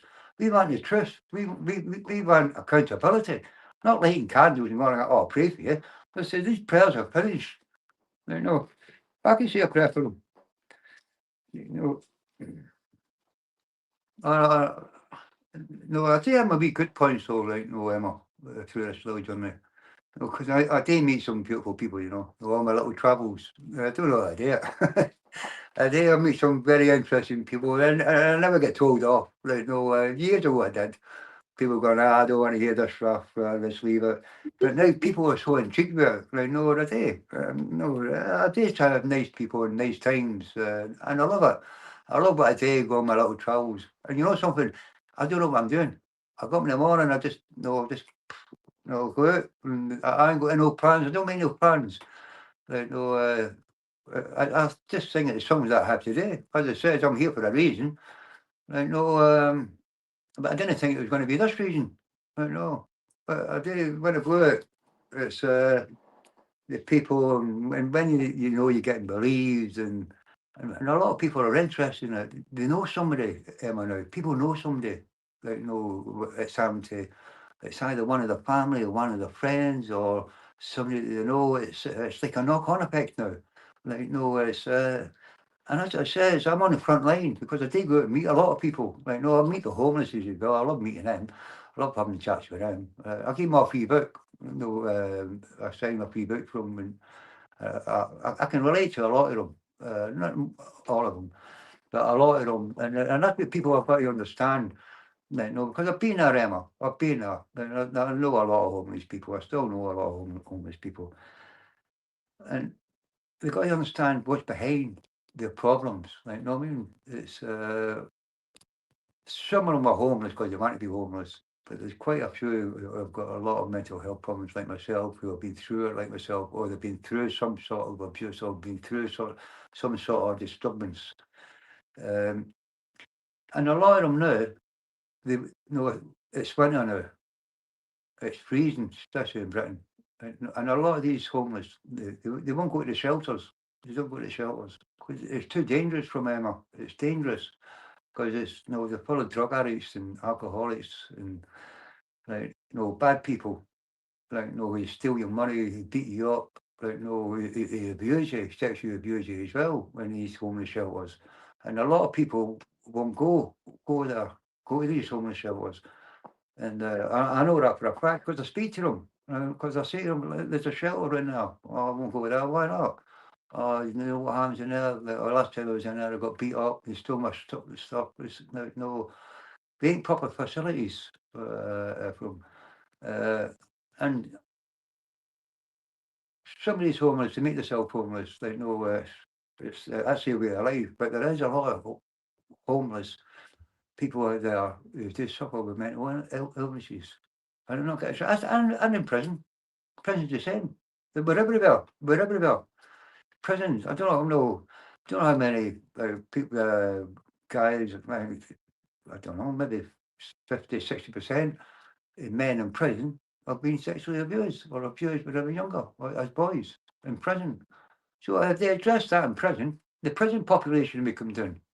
Like, no, if we address it as boys, nip it in the bud. That's what they're going to do. They have to nip all this in the bud when they're boys. Never mind. Hello? Never mind your suspicion, but the government is saying, like, no, if it's suspicion, if you suspect somebody who's abusing a child, that's not good enough. Like, you know, you've either got to catch them in the act, or the child has got to report it to you. And what's all that about? The child's not going to report that until 20 or 30 years later. And how often does somebody get caught in the act? Emma, it's never, you don't catch these paedophiles, these wrongies in the act. Like, no, they take behind closed doors, or as I said, the clever at it. Like, no, if they address this, they've got to start mentioning young boys, not just women and girls. They have to mention young boys. Like, I don't care about myself. Like, no, as I said, we're men. We're used to it now. Take it on the chin. Like, no, I mean, that's what I've done. I've taken it on the chin. Like, no, I'd rather have the boys than myself, from adults, get looked at first. Women, girls, and boys. Not just girls, women and girls. It should be boys as well. Because they're getting a bad reputation in a minute. Boys, they think, no, the way the media is coming out, well, not the media, the government and some of the media are coming out, think that we're all going to grow up like hating women. Like, no, I mean, no, this is how I feel. How we're getting portrayed as in this country through the government. They don't know what they're doing. They don't know what they're doing, and they haven't got their priorities right. It should be women, girls, and boys. Like, no, as I says, there's over 150,000 boys get abused every year in this country. Like, no, that's a lot, and that's the statistics, and we all know them figures are wrong. Like, you can add an 50,000 or 100,000, or I don't know, but the figures are wrong. That's just an estimated figure, conservative. It ain't. It's wrong. And yeah, I could go on a night telling you about all these little things that have been going on. And oh yeah, when I met I told you I met the papal nuncio, the ambassador to Great Britain, Claudio. Uh, that meeting's gone. We met him for 3 hours, 2 and 3/4 hours, me and 2 other survivors at Cathedral House in Birmingham.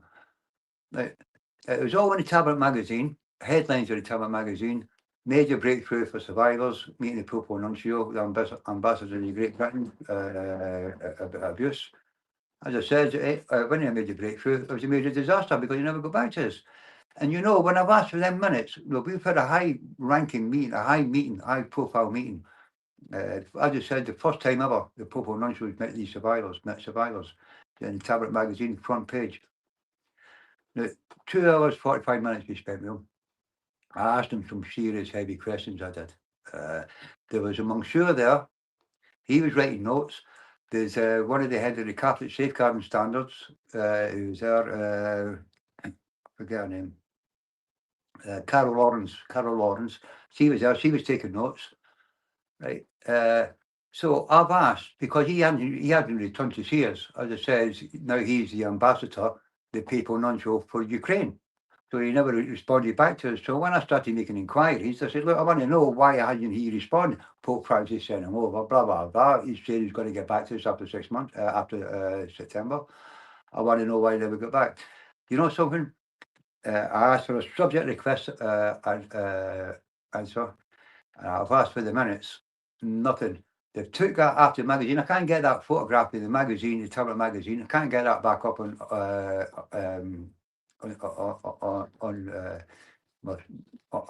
blogs or on my things. So I can't get that back up. That meeting has been totally erased, like as if that meeting had never happened. Like, no, I know it's happened, but every time I make inquiries about it, they won't. As I said, proper requests I want of them, and I want the minutes. They gave me. There's no minutes. There's no proper request access. Nothing. And I've gone, well, listen, like nearly 3 hours by a high-ranking officials from the Vatican, and you told me there was no minutes and there's no proper request access. And what's happened to these photographs out of the tablet magazine? As I said, it just don't exist. But I wanted to get that subject request access, so it explains exactly what questions that I did ask him, and what questions he was saying about Pope Francis, and saying that he was going to come back after a meeting with Pope Francis. That was my evidence. But all of a sudden, no, there's no evidence. That's what they do. They're covering up again. Everything I asked for, they won't give me a. So they're still covering up. And when they're still covering up, that means they're still at it. They're still doing it. Nothing is changing in the Catholic Church. They're just good at covering up now. They're just good. And Cardinal Vincent Nichols, he was mentioned to the Pope on show because it was all in the news and the media that survivors and our lawyers at that inquiry have demanded that Cardinal Nichols resign. We asked for his resignation. That was in 2018. That was. It was all over the news. The Guardian newspaper, all over the BBC News, Sky News, the British News, it was all over. Survivors demanding that Cardinal Nichols resign. So I asked the Pope on non-show about this. I says, what's happening with Cardinal Nichols? He says, how comes he's still in his post? Well, I knew that he did write to Pope Francis saying, look, I'm coming to the age of 75, my retirement age, I want to resign. Like, but that wasn't the excuse. The excuse was we demanded him to resign, so he used that as an excuse. So Pope Francis wrote back to him and said, look, he said, you will resign when I want you to. He says, in the meantime, I want you to stay in your post until we find your replacement. Now, that was 2018. No, what happened? I think it was Thursday, Wednesday or Thursday. He resigned then. Like, so what's that? 7 years later, 6 years later, he resigned. Right? No, but that's one of the answers that one of the questions, because he was at the inquiry. When he gave evidence at the inquiry, it is clear that he helped cover up child sexual abuse while he was Archbishop under Birmingham Archdiocese.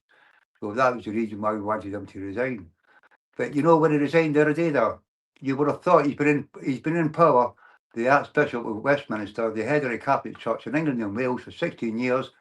There was hardly anything mentioned on the media that he's gone, like, because they knew, like,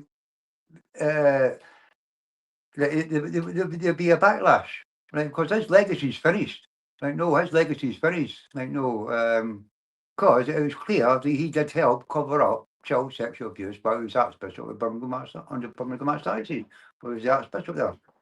But nothing is mentioned on the news. And usually with a cardinal, 16 years on post, being the head of the Catholic Church in England and Wales, there usually be a big parade or something like that. Oh, the Archbishop, well done for all your good work and all that. Not one little bit I've heard of him. Not one little bit. But now they've got a new head of the Catholic Church in England and Wales now. I know, so I'll be giving him dropping him an email, see how he is, see if he can do anything for us. But not holding my breath, not with him. Then let me go back to the other children's home where I was just reminded with Woodlands Assessment Centre. It's another hellhole, another operation by West Midlands Police. These are big operations. These are, they call it operations. It's like spotlighting, an investigation. So I went to Woodlands. That was another hellhole. Because the same thing. All these bands, they're exactly the same. So in the 60s and the 70s, they're exactly the same regime. But that was a bad place as well. I've got a lawyer. What was it? Because the Tory government, they says they were going to implement the red dress scheme. That's before they left power, before the Labour got in. So it was all set up. And next minute, we all, a lot of survivors like myself, we all got like phone calls off your lawyers. We call it ambulance chasing. The load of lawyers are phoning us up. Did you go to these any children's homes? So my name's in the system. So I kept on getting loads of phone calls.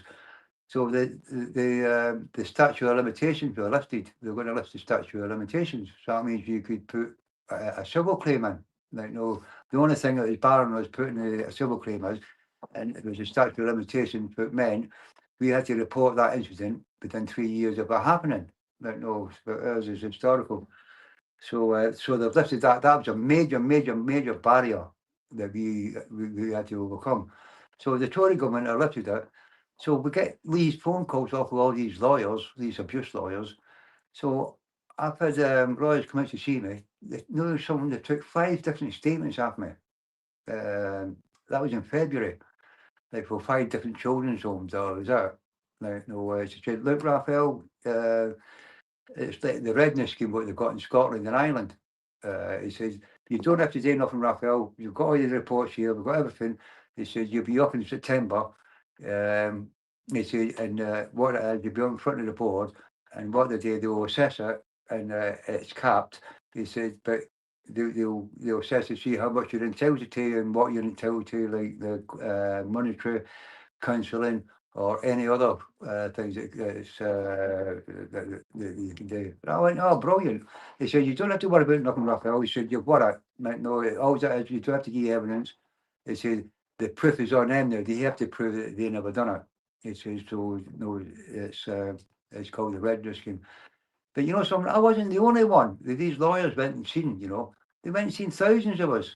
No, because I'm in contact with a lot of survivors. They went and seen thousands of us. Like, no, as I said, it's ambulance chasing. So everything was all set up, like for September. Like, all it was, you go in front of your panel. I didn't even have to show up, to tell you the truth. Like, go in front of the panel, present your case, then they decide what you're entitled to. You know, so we got a phone call, and that was in February. We got a phone call in June saying that the government's put a hold on it. Like, no.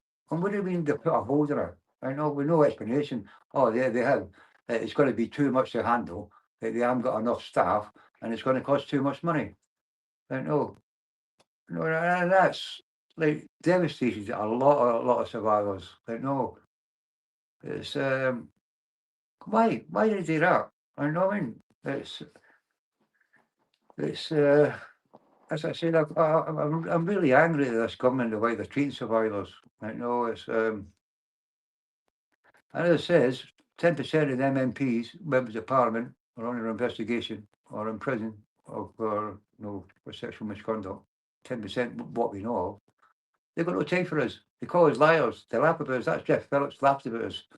Like, about men being abused. Like, in Parliament, she's got told to watch her tone. Like, calling us liars, try to divide us. She says she cares about survivors. This is the safeguarding minister who protecting women and girls. Say that she cares about us. She don't care about us. Well, if they care about us, why don't they look after us? They've just left us out here to whatever. We don't care. I know. I've been through some shit over there, and I do this for other survivors, but it breaks my heart, when I see them, because I've been in their shoes, I've walked the same shoes as them, man. I'm one of the lucky ones. I'm still alive. Most of them they're all gone, pal. Most of them are gone. And the lies they told to get us into them places, we were commodities. It proves that when we were senators to New Zealand, Canada, British Commonwealth, that was commodities. But everybody gets paid. And the reason why they had me down as severely retarded, because they get more money. Special needs. I think about where I went to, a mainstream state school, it would have been different. But when you get labelled severely retarded, it's on your record then. You can do what you want with you. Every time I ran away, who's going to listen to me? You just said, they listen to my special school, severely retarded. 9 times out of 10, I get a whack up the police for wasting their time, saying, how dare you? These people are here to look after you. I'll be lying in the cell, telling your 11-year-old kid, waiting for your Christian brothers to come or your nuns to come, and I know what I'm going to get. I know what I'm going to get. Right? No, it's, but they never brought me. No, honest. No, as soon as I seen daylight, I've run away from every place everybody sent me. I know sometimes I get called before I even went out the place. I know one of the lads would stick me in. I know one of the favourites. I'd tell somebody, let know that I was gone, like special ways of getting out, escaping. And they'd tell members of staff so they can get cigarettes off them. And the members of staff, they were grooming them. And also you were up against, like, you're up against quite a lot of it. And these members of staff, they all had different traits. I remember one guy, St Gilbert's, he was in charge of the tuck shop, little stocky guy. What was his name? Waring. His favourite party trick is he'd come here, grab you by your ear like that, and you know he give you like knee you in the leg and give you a dead leg. Like he'd have a big bruise in your leg all the time. I know. Then you had another one. We were a kid. We called them names. When one, Mr. Piggy, he's in charge of the boulders. Like he was about 20-odd stone man, big geezer, big red face. Right, no, his favourite trick was grab you by the ear till you hit the floor, then he'd get his shoe on you, like, rub his shoe in your face and call you all the names. For nothing. You just get kicks out of you. And it says you've got another member of staff taking you for a walk and hitting you with a stick, with a cane up a branch up a tree, calling you a degenerate, like a retard, and nobody wants you, nobody loves you. We don't want you. You're a burden on society. But this is why I fight. This is why I want to go out there. I want to fight for survivors. I want to fight for change. I really do want to fight for change. And I thought we were going to have change, Emma. I really did. Honestly, God, I was so proud being part of that inquiry until I went there, actually physically went there. Then I seen the circus. It was a circus, and it was a circus. Especially when they don't hear us, they refuse to hear our oral evidence, and we were promised there. If I would have known that, I wouldn't have been part of that inquiry. I would have, no, I got told you've got to go there. I thought I was going to speak out, and I was proud to be part of that inquiry, because I was, something to be a part of that inquiry, to make a change. I thought it was going to be my legacy. Yeah, I'm a part of it. I want to make change. I want to try and help to make change if I can. Any change if I can do, to stop children being abused, I'll go for it all day long. But when I went up there and I started covering it up, and it was a joke. We were sitting there, there was 5 of us sitting in that bloody big room, and you had all the priests, your monsieurs, your cardinals, your bishops, and your nuns, and every time somebody came in, they were grabbing each other, kissing each other, hugging each other, smiling and laughing and joking. And we were sat there traumatised, the 5 of us. Nobody came out and said to us, "Are you all right?" No, it did traumatise us. It was very scary. And you got all them guys running about with all your lawyers with your civil suits on £1,750 a day. One of the co-participants had to put me in my hotel, in my room, because they wouldn't give him any expenses. He didn't want to go home by himself. He was that triggered. He said, "I ain't going home by myself, living in a bed set." I said, "I've got no fires, I've got nothing, I've got no electric." He goes, "No," and they expect me to go home after listening to all this. He was a co-participant. I ended up putting him in my room, in my hotel room. I give him my breakfast in the morning. He's an alcoholic, so I had to buy him drink. I know. And when he phoned up his lawyer and asked our lawyers for expenses, the lawyer turned around and says to him, "We're not we're a law firm, not a travel agency." No, what's that? And how much expenses did they get? That really hurt me, you know that. And that's fact. It's in the book. And it's fact, that is. The guy was in my room. I had to put him in my room because he stayed with me. And I gave him my breakfast in the morning because we got expenses because we lived outside London. We got expenses, £52 a day, and a hotel while I was co-participant of that inquiry. I only lasted 4 days, and in 50, I went, I'm not going back there. It re-traumatised me with all the bullshit that was going on. Refused to give your evidence. Why did you refuse us? And the excuse was they never had enough time. This is why I'm so pissed off with that inquiry. I mentioned in my book 2 chapters on it. all these inquiries, they shouldn't be run by the government. It shouldn't be. And whoever's listening to this podcast tonight, if they're involved with that inquiry that's coming off now, do it right. Learn by the mistakes what happened at the first inquiry, the independent inquiry. There's been 3 inquiries. The Newry inquiry, the Cumberland inquiry. Every 10 years they have an inquiry. Like it costs millions and millions of pounds.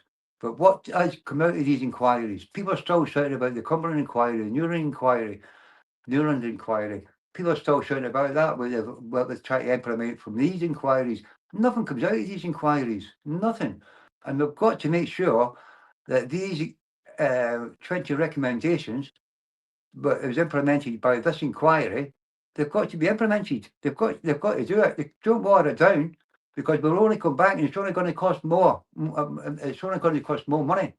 And there's going to be another big inquiry to get this mandatory report, because we ain't stopping. We won't stop, Emma, until we get this done properly. You can't water this down. These are children. These are children's lives. These are children's future. We're involved with here. Like, no. And as it says, your parliament, they don't care. Your government don't care about us. Like, no. Anything, like they're saying it's down to money. Like, no, it's going to cost so much money. Like, no, they ain't got the resources. Make the resources. Have the resources, because this is the most precious things we've got in life, is our children. No, you can't get anything more precious than that. Like, no. No, we're not dogs. We don't have it for Christmas. They've got to do something about it. They have to do something about it. And I will be lobbying outside Westminster Parliament next year.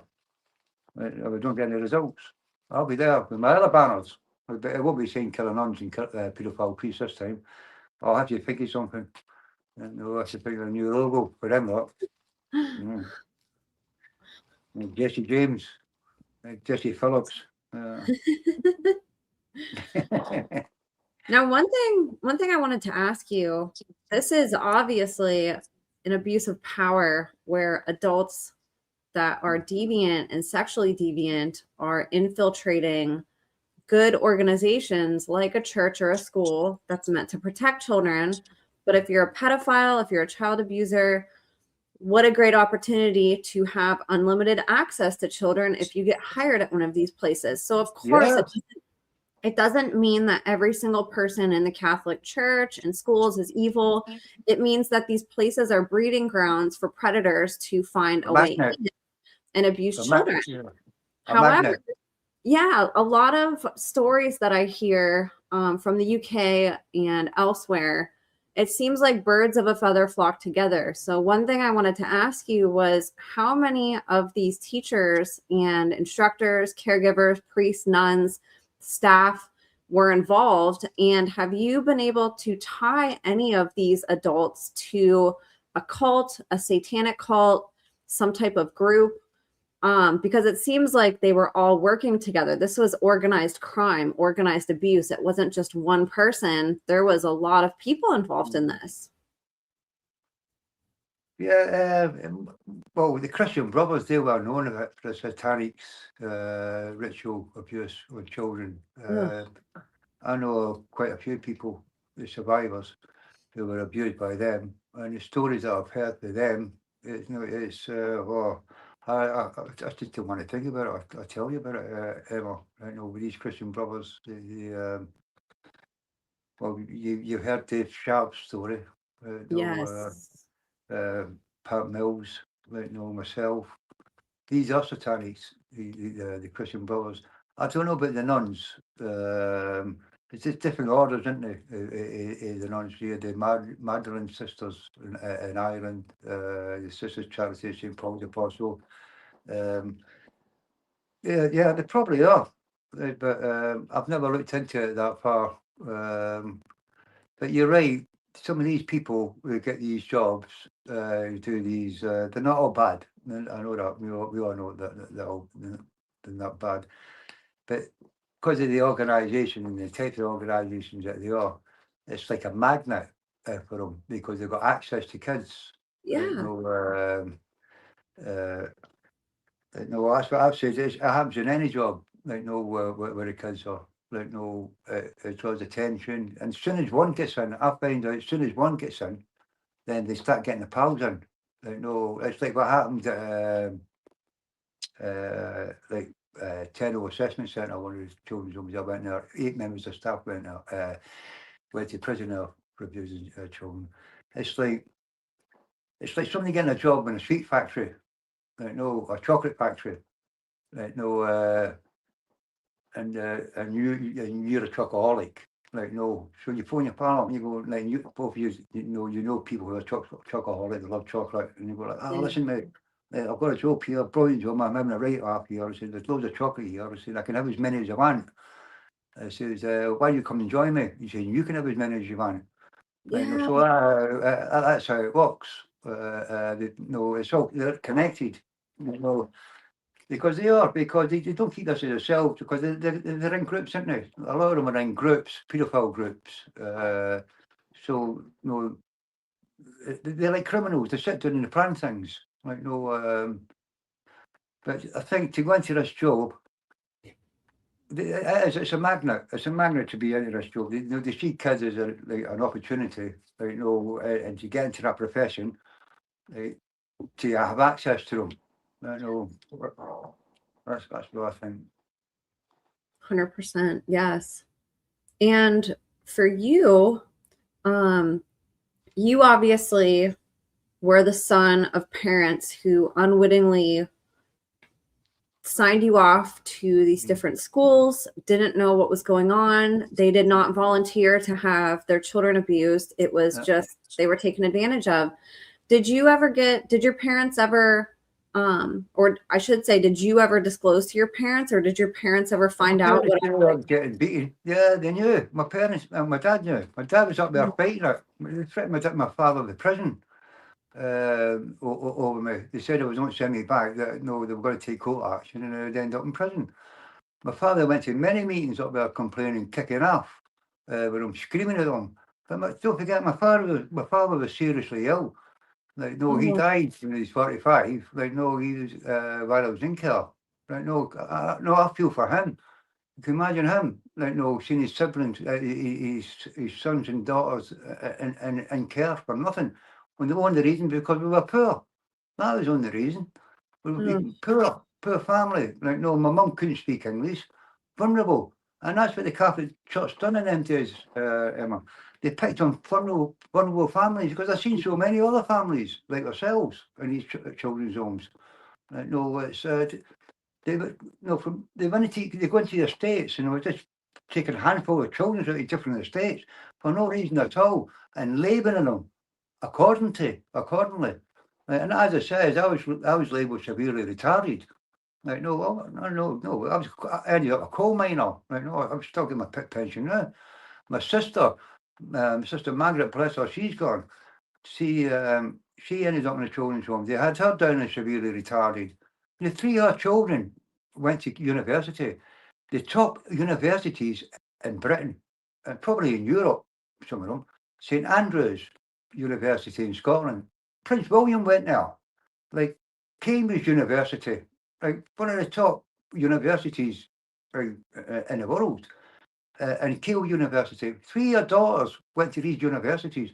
And my sister was classed as severely retarded and put in one of these hellholes. I was supposed to have joined her. Like, and she was in a hospital bed for 20 odd years before she passed. She had an accident. Single parent. And she's severely retarded, classed as severely retarded, and 3 of her children went to these universities. I was classed as severely retarded. I ended up a general mechanical engineer, specialising in welding, and also ended up as a coal miner. But with no qualifications, no education. No, if my education wasn't halted or stopped, then I don't know what I could have made out of my life. Because I tell you what, Emma, I know for a 1,000,000% this, I'm far from being severely retarded. They ruined my life. They ruined it by labelling me and that, because I couldn't even tell my siblings. I couldn't tell my family. My father knew, my mother knew. I didn't want to tell my brothers or my sisters, because they'd ridicule me. Like, no, they have an argument, or rats in the nut house, or rats in the loony bin. I couldn't tell my pals. I had nobody to tell. Like, no, that I went to a special school. I didn't want to tell anybody. I was ashamed. I was ashamed. It was a stigma. especially in Indies. Like, no, that would have ruined me properly for life. If people would have, my friends would have found out like that, like no, I would have been labelled as something, like no, lunar rap or something like that, or like no, life is bad enough for me. So I couldn't disclose it to anybody. I couldn't disclose it. Like, no, and I had to grow up with that. And when I disclosed it, when my sister, when I wrote the book, my sister didn't even know like, about all these atrocities, what happened to me when that I went to a special school. Like, Oh my she knew I God. went to a children's home. She knew I went to a children's home, but she didn't know what happened, and she didn't know I was classed as severely retarded. But as I said in Indies, well, this class is commodities. You class my sister as severely retarded. Like nothing wrong with her, my sister Margaret. Clever. As I said, her three children went to top universities in Europe with a single parent. No, and lying in a hospital bed. And she made sure our children had the best education like money can buy. And she's done it from a hospital bed home. And she was classed as severely retarded. And all my children are all clever. And none of us, it's not a bit of retardation in our family, not so, not one little bit. And I'm self-taught, I never went to school. My education was stopped at 9 years of age. Do you think when I went to these schools, like they're going to educate me? They don't educate me. You have to work the land. Like, no, you had your builders, your painters, your carpenters, your gardeners. Like, no, we were self-sufficient. Like, no, we had to like maintain the buildings, maintain the grounds, grow our own food, like make our own pig pens. No, anything today is self-sufficient. No, so the education in the classroom, I never had none of that. I'm self-taught. I'm self-taught. And I regret that. I do. I regret that. No, I haven't got an education. Like, no, I wish I did have an education. But my education is it's been a school of hard knocks in. That's my education. It's I've had to learn the hard way. And to tell you, Emma, I don't know how I'm still here. I've had triple bypasses. I need to open heart surgery again. I need 2 hip replacements, spinal operation. I've got COPD, like post-traumatic stress disorder, angina, osteoporosis. Like, and I'm traveling about everywhere. And I'm going, what's happening? Like, no, I don't know what I'm doing. I'm in a wheelchair, right? And I still go about. Right, I'm still like, no, anybody else. I think anybody else couldn't do this what I'm doing. I know I go on a plane by myself. I get assistance. I go on with a plane. I jump. No, they put me on a plane, take me up a plane, and that's it. I'll see you later. And I go and I just talk to people about my book, or not about my book, about the things that's happened and awareness. I love telling people about the awareness and how can we stop it, like and educating people. I do. This is what I do. Like no, it's. I'm passionate about it. It's just something that's took over my life, Emma. And as I said. I never thought in a million years I'd be sitting here talking to you with my wee book and going like that. That's me. That's me. That's what's happened to me. Never in a million years, Emma. Never in a million years. It's but when I see that wee picture, that wee face there, I know it's it just hurts sometimes. It hurts. It hurts. It hurts. I'd love to talk more about your book and your journey whistleblowing. You've talked a little bit about it, and obviously your campaigning and your journey through all of this. But your entire testimony, we've talked about a lot of your testimony today, but your entire testimony, a lot more details inside this book. And I'd love to give you an opportunity to share about it and obviously share where people can get it. Because this book is just phenomenal. It's really incredible that you and others are immortalizing and eternalizing your stories by putting them in books. They can silence you in person, they can try to silence you online, but they can't silence a book, and so many people are getting it now, which is really amazing. I know, thanks for that, Emma. They are, because it is an interesting book. It's been written by a countess, Countess Sigrid von Galen. A lovely lady she is. My heart goes out to her, and you have to hear her story. It's proper sad. She's the granddaughter of a cardinal, Cardinal Augustus von Galen from Germany, Münster. Now she's a whistleblower. She's been a whistleblower now for the last 30 years. Like, but as I said, her grandpa was a cardinal, and in the book she'll tell you, like, she's not just the only granddaughter of a cardinal. There's thousands of them. There's thousands of granddaughters of cardinals. It's rife with priests they've all got children. Well, not all got children, but there's a lot that goes on, but they probably don't know. But anyway, she was a granddaughter of a cardinal, Augustus von Galen, in Munster, Germany. Now, she became a whistleblower about 30 years ago. She had to leave Germany, Munster, because she had 2 attempts of assassination on her life for exposing the atrocities what the Catholic Church were doing to children. And she was in London. Well, I think she's in London at the moment. She's in exile. She had to leave Munster in exile. And she inspired me to write this book. And it tells you about a part of her story. As I said, 2 attempts of assassination on her life by the Vatican. And she keeps on warning me, she said, Rafael, be careful. He said, these people will kill you. And you know, my reply to her is, Emma, oh, they kill me, I'll sell more books. Yeah, but she wrote the book, Countess Strings Von Galen. It's a good book. It tells you about all the cover-ups, the children's homes, the inquiries, how they were all fixed. Tells you about my childhood in Glasgow. Yeah, I've had no, but everywhere I go, I report. Everybody's just loved it. This, it's well recommended. These are contexts. I am Rafael Viola, a whistleblower. Chapter 2, childhood fragments. Chapter 3, children in Glasgow. Move to England, shock to the system. Croom Court or hellhole. The time about memory, Father Hudson's home and St Edward's Boys' School in Coleshill. Yeah, so it goes on. Stealing life is a document in itself. Revealing St Gilbert's approved schools in Worcestershire. The fake apologies without consequences. May we introduce the League of the Professional Vatican Liars? Chapter 11. Yeah, it goes on. It's a good book. It's very interesting. It's very knowledgeable, Emma. As it says, people pick her up right now. They tell me they can't put it down. I'll just read a couple more out. The autonomy of sabotage of the international inquiries into child sexual abuse, independent ICJ reports, a brief summary. Chapter 4, history repeating itself. It does repeat itself, Emma, history. Right, with all these inquiries and with the cover-ups, they just keep on getting away with it. Then chapter 17, life as a whistleblower. Well, yeah, it's been a bit hectic. Then the final countdown to Judgment Day. Then the last chapter is when the popes don't come to the courts, the Star Chamber comes to them. I like that one. Yeah, it is an amazing read. It's well written. The Countess has really made a good job of it. Chapter 16, lesson to be learned and recommendations.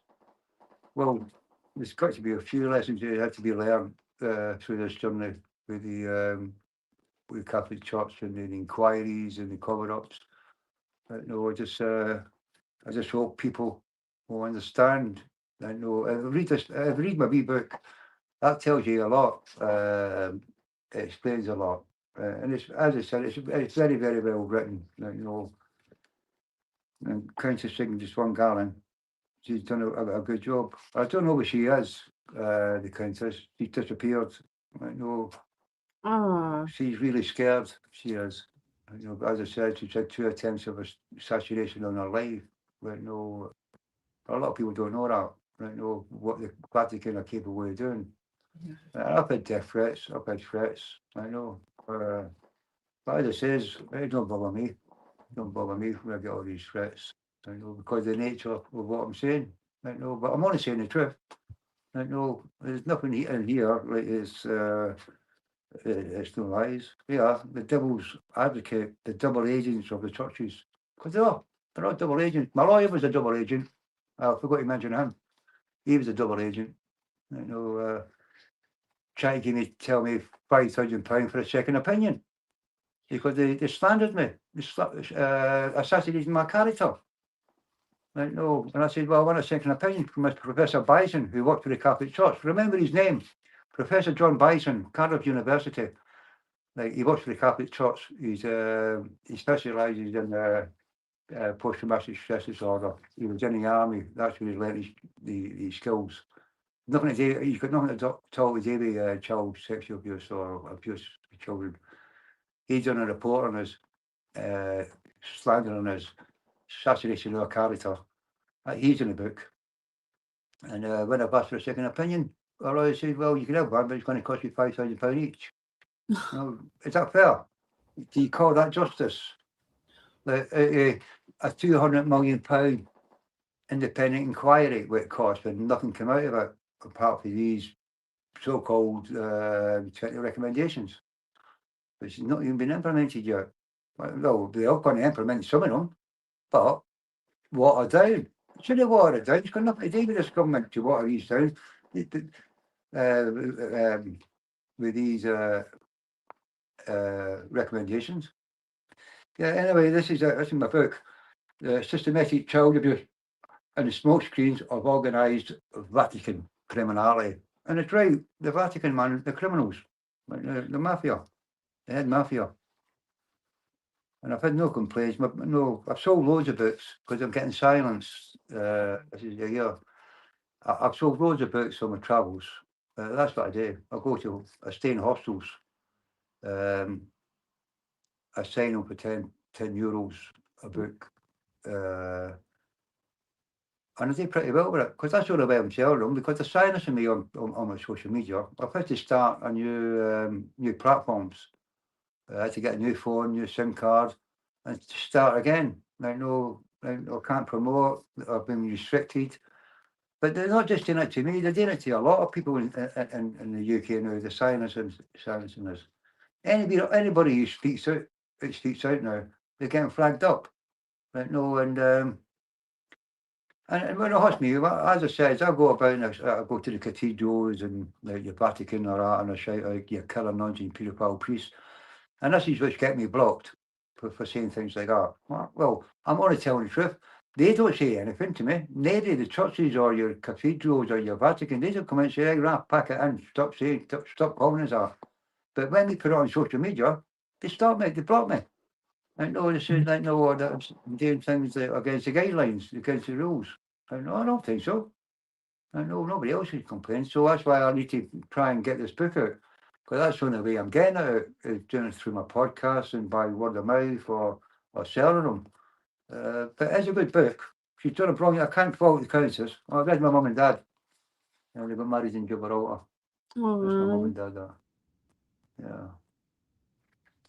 And what's been the general response of this book whenever you give it? That's me again.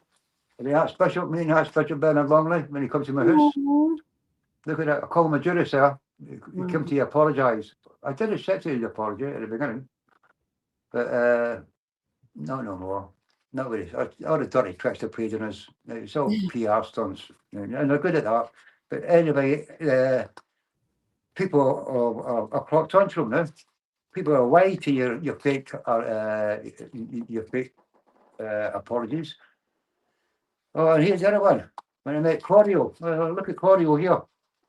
See Claudio? I call him into this as well. He's the Pope Nuncio, the Archbishop, the ambassador to Great Britain. Pope Nuncio Claudio Girotti. I call him a Judas in my book, because he never come back to see us. He didn't come back as promised. Now he's an ambassador to the Ukraine. He should have finished off his job here first before he went to the Ukraine. He should have said something to us.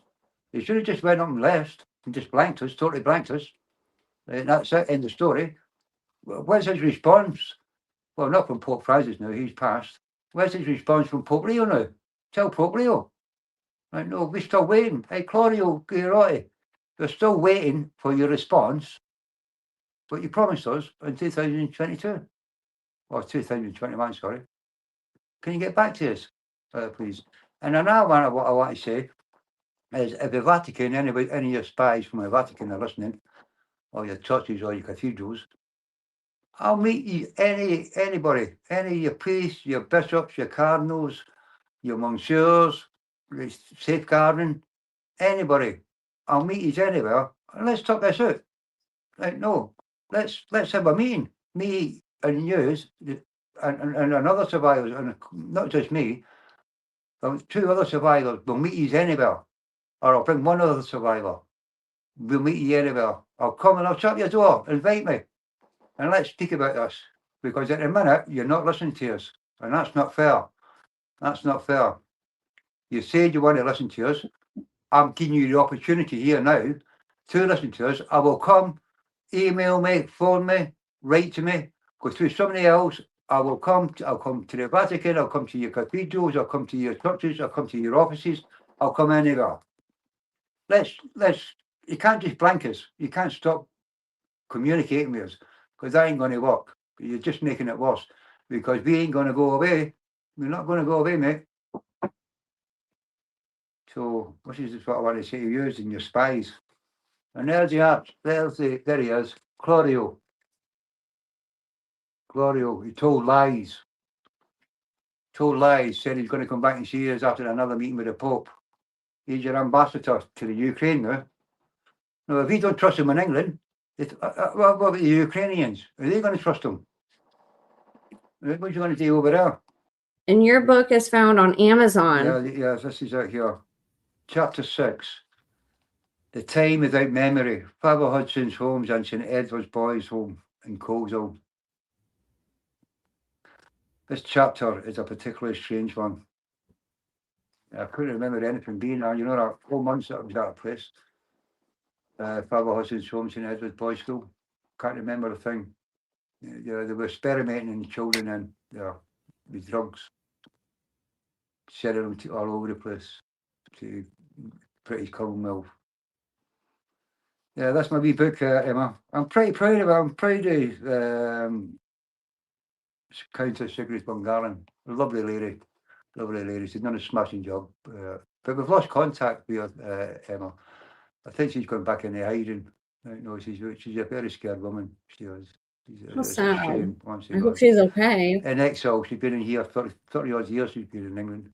30 odd years hiding from a Catholic church. And they're still targeting her now.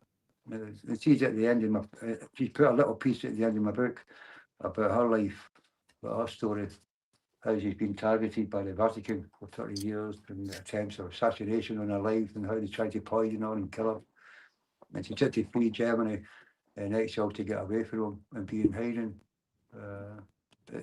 There's a lot of sad cases out there, Emma. A lot of sad cases. And as I said, you know yourself, you spoke to many survivors, and we've all got stories to tell, and they're all different. Emma. But I just want, get the survivors behind us now, because the Catholic Church, they're not listening. None of these organisations, your governments are not listening. The Catholic churches are not listening. It's proof. It's proof of what I do. I go there and I say they don't want to speak to me. And don't forget, I'm a pensioner. Right? I've got serious health issues. I travel thousands of miles, to be shunned. Right? No, by the Pope. They knew I was coming. And your archbishops and your cardinals, they shunned me. I stay in the roughest part of Rome, Chiari by Central Station, Chiari train station, in a hostel, a 11-man room hostel in the roughest part of Rome, because I can't afford it. People think, oh, you travel here, travel there. I did travel. I sell a couple of books that pitch my hostel. I don't stay in hotels or anything like that. It's cheap hostels. But I like hostels because I meet so many fantastic, beautiful people, from all over the world. And I'm really proud of myself. I smile when I say this. I've sold 8 books, my books, in the Vatican in St. Peter's Square. 8 books. Yeah. That's awesome. So, that's a proud moment. That is, every time I sold a book in the Vatican. As I said, it's not all gloom and doom. I meet some fantastic people, and it helps me when I meet these people, and they understand and they show compassion, and they really want to do things themselves. They want to help as well. It's been it's been an amazing journey, but I didn't think I'd be doing this. Not the end of my life, but you know what I mean, the way I am, I thought I'd be sitting there with my slippers on and my wee pipe, right? No, and I think I'm not finished. I'm only just begun. I think I've only just started. Now we're involved with the big boys club, the boys club. We've done a podcast with you last night. I'm so Yeah. excited about that because I've got so much to offer. Well, I want to. I hope I have got so much to offer because it is such a fantastic and project that's got to be done. Like those to amplify our voices, little boys' voices, because they do care. So people should care about our little boys.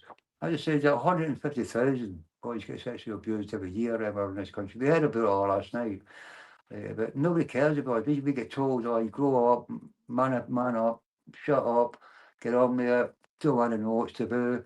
But I can see a change. I can see a change, and this is took me away from the inquiry because that's how I felt at the beginning with the inquiry.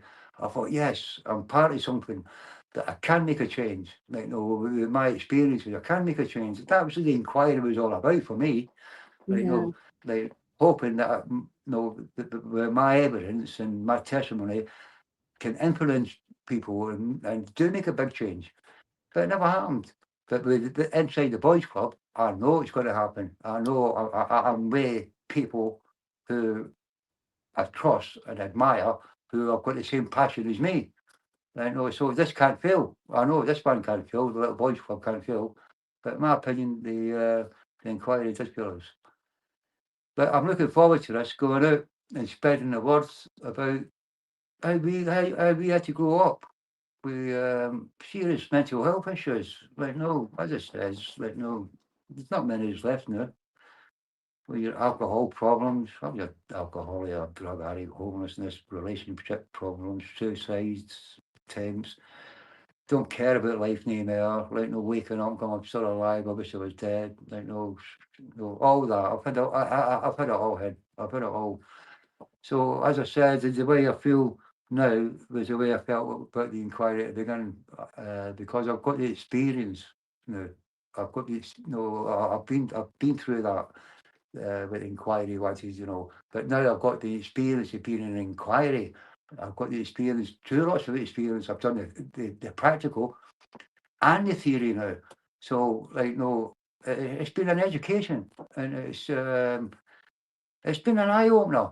And I want to tell other people how I feel and about my experiences, not just be about the child abuse, it's about the inquiry, it's about growing up now into adulthood and how we felt and how we've been and the things that we've done, but people don't understand. But now when you come out, they'll understand why you went through that period and what happened to you and why you done all these things and how you became an alcoholic, how you became all these bad things, drug abuse or homelessness, suicidal, mental health issues. Then when you do come out and you tell people about these experiences, then they understand what kind of person you are. Then they understand, yeah, that's how it was like, and we can address it. You can, but when a boy or a little girl gets abused, I just say, go back to that manual report. It's really pissed me off, Emma, when I turn and say it's got to come from a child's mouth. Or they're either got to witness it, the abuse happening, or it's got to come from the child. It's got to testify, admit it. Well, we all know, like most of us, we don't come out till 20, 30, 40 years later to tell about our abuses. So that manual report has got to have a proper look at it. Now, the government are having this, are taking this wrong. But if any suspicion of a child being abused, it should be reported. You've got to report it, right? No, I mean, there's no smoke without fire. It's common sense. The government can't keep on watering this down, right? You don't have to report it if it's physical abuse or mental abuse, right? But if you don't report it, all you're going to lose is a GBR check. You know what I mean? What's all that? A piece of paper, or you can't work with children again. They should be put in prison. If you don't report these crimes, they should be put in prison. No, that's what I'd do. Stick them in prison. This is what the inquiry recommends. If you don't report abuse, you're liable to a criminal offence and be put in prison. Anyway, the government's what are that doing? Get back to the little girls and little boys now. I feel like, no, if suspicion, anything at all, like, no, that child's been abused or suspicion of that child's been abused, get it investigated. And if there has been abused, there is evidence there of that child has been abused, like, they can't be fixed completely, Emma, but they could be mended to a certain extent where they can go on to lead a better life. That when we go into adulthood and years goes on and years, it just festers inside you and then inside you. Well, it comes to the end when you get to a certain age that you can't be fixed. Like, you can't be mended. Like, no, the damage is done. It's permanent. But when you get a child at an early age, they can help to try and manage to lead them on to a better life. But that's what they should do. Never mind all this carry on, like, no, this education carry on and classes that. Yeah, I agree with that. But stop picking on little white boys. This is what I'm hating at a minute when I see it on the news. Like, no, like, the Minister for what? Women and children, safeguarding for women and girls. Like, no, as I said at the beginning of the show, make it women, girls, and boys. Because boys, they get abused in this country. And it's a bigger problem that people don't realise it. There is a bigger problem. And then we have to go out in the adulthood, like myself. Like, no, look at me. I'm in a wheelchair, like, no, serious health issues. But I've not just had that. I've had alcohol problems, I've had drug problems, I've had suicidal problems, relationship problems, like, no, mental health problems. Like, the list goes on. But there's no structure in this country for us. You've got your national health. The national health, they don't care. You know how many times I've been in the national health? Tick a box, that's it. Then it takes 6 months or a year for a referral, and by that time, like, you've moved on. Like, no, there's nothing here in a minute for boys. But I'm glad they're putting that in for women and girls. But let's be honest, PT need to be better help. We need a little bit of lift. As I say, I'm not bothered with myself, but men, men we should get it, but if it comes to it, we'll go forfeit that, but give the little boys a chance. Give them a chance. All right, we're damaged. I know.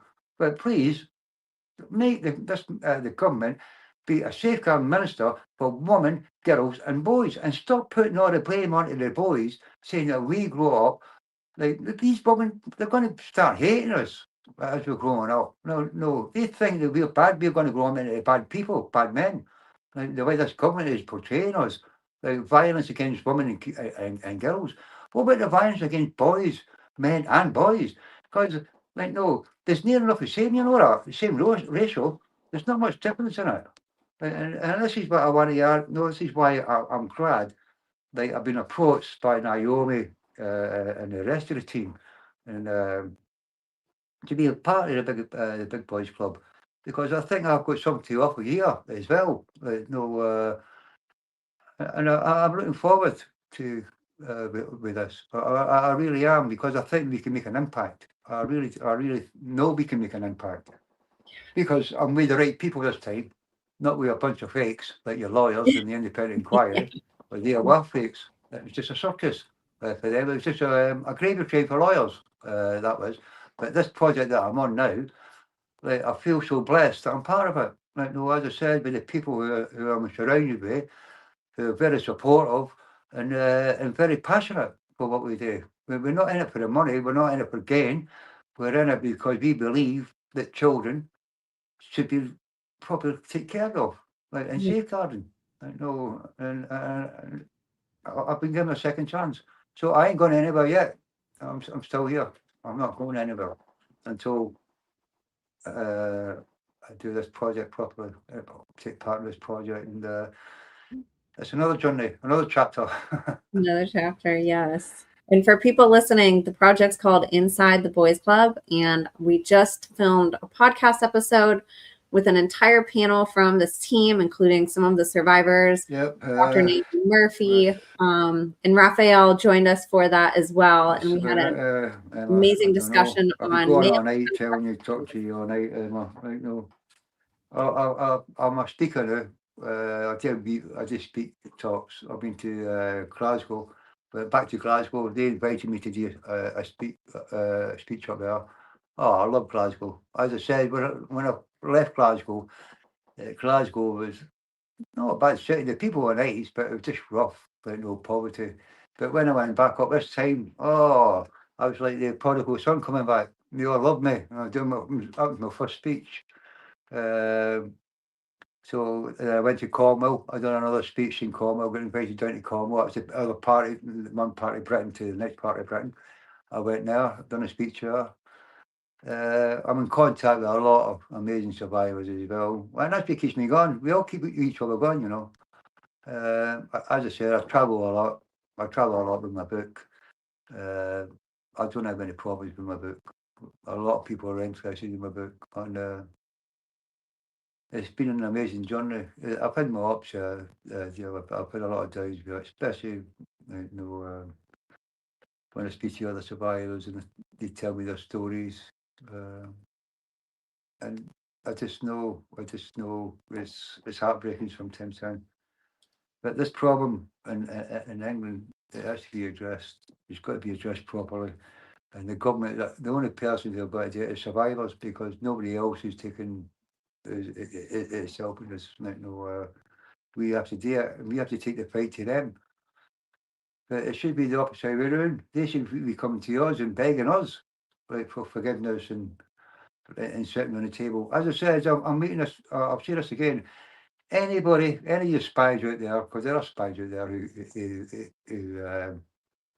who monitor me.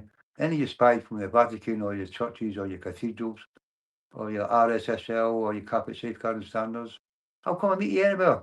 Come meet you and let's talk. Let's talk. Because there is a breakdown in communications now. Not just with me, the other survivors. Like, no, they've done it to Pat Mills, and he's a big advocate in this with us. They've silenced him, they've silenced me, they've silenced the Countess, they've silenced a lot of us. Anybody who speaks out, even the government, they're silencing us. The Catholic Church will silence us. They silence us. Like, no, but they can silence us all we want. As I said, I've got my book out here. No, that ain't silencing me. That'll be here forever. No, and I'll still go out there and I'll still be trapping doors. No, I'm not letting them get them off the hook. No, they've got some explaining to me. And if you don't want to talk to me, fair enough. But I'll still be trapping your doors.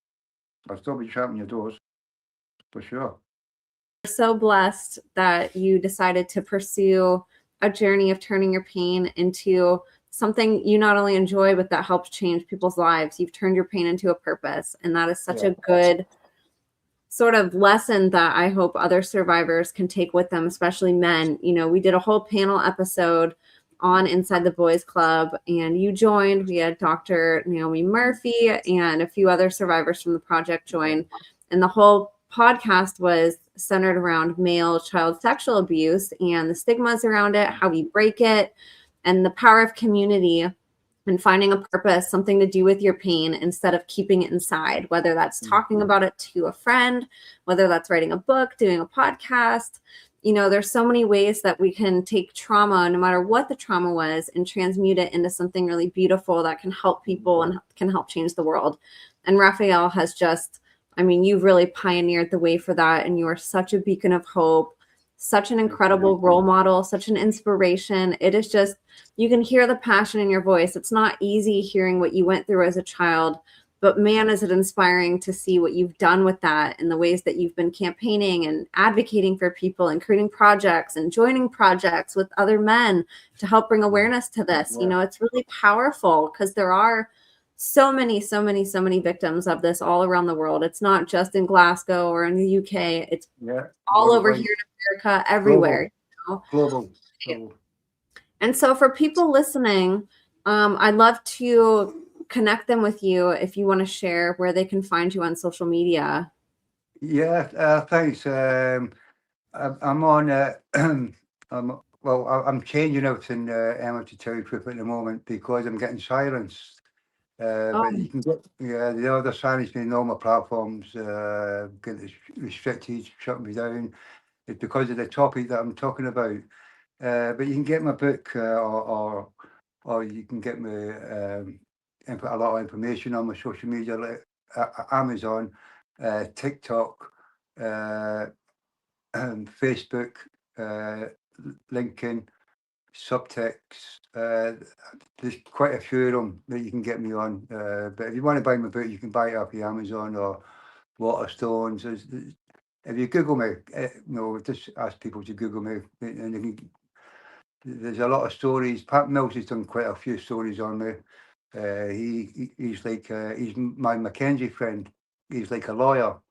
He advocates on behalf of me. So when I write to the Vatican, it's all done through Pat Mills, or when I write to the safeguarding, Pat Mills, he does a lot of work for me, and there's a lot of posts about me. As I said, just Google me, and everything will come up. My book sales, or what I've been up to, my photographs. I've done a lot of photographs. I've done a lot of traveling. There's a lot on social media. You see all the places that I've been to. I've been, as I said, the Vatican, the Westminster. I've been all around Spain, the Costa del Sol around Spain. I meet some beautiful people, and I've got a lot of little videos and pictures, and yeah, it's interesting. You see, you see what I do. What I'm up to in the hostels, especially the little hostels that I go to, and the people that I made, who I see at these hostels. They're amazing. They're amazing. And my word gets about, because when I'm in these hostels, it's like backpackers. They're from Australia, Canada. They're all over the world. And every time I sell a book, it's somebody from a different continent or a different part of the world. I really enjoy what I do. Like, I love it. Bringing awareness out there. I really do. When I get passionate when I talk to people, I get right into it, and but I know when somebody's interested and they're passionate as well, but I've got to stop spending so much time with just one person, because it takes ages. Like, they just won't let me go when I talk about it, and they know, and I've got to go away.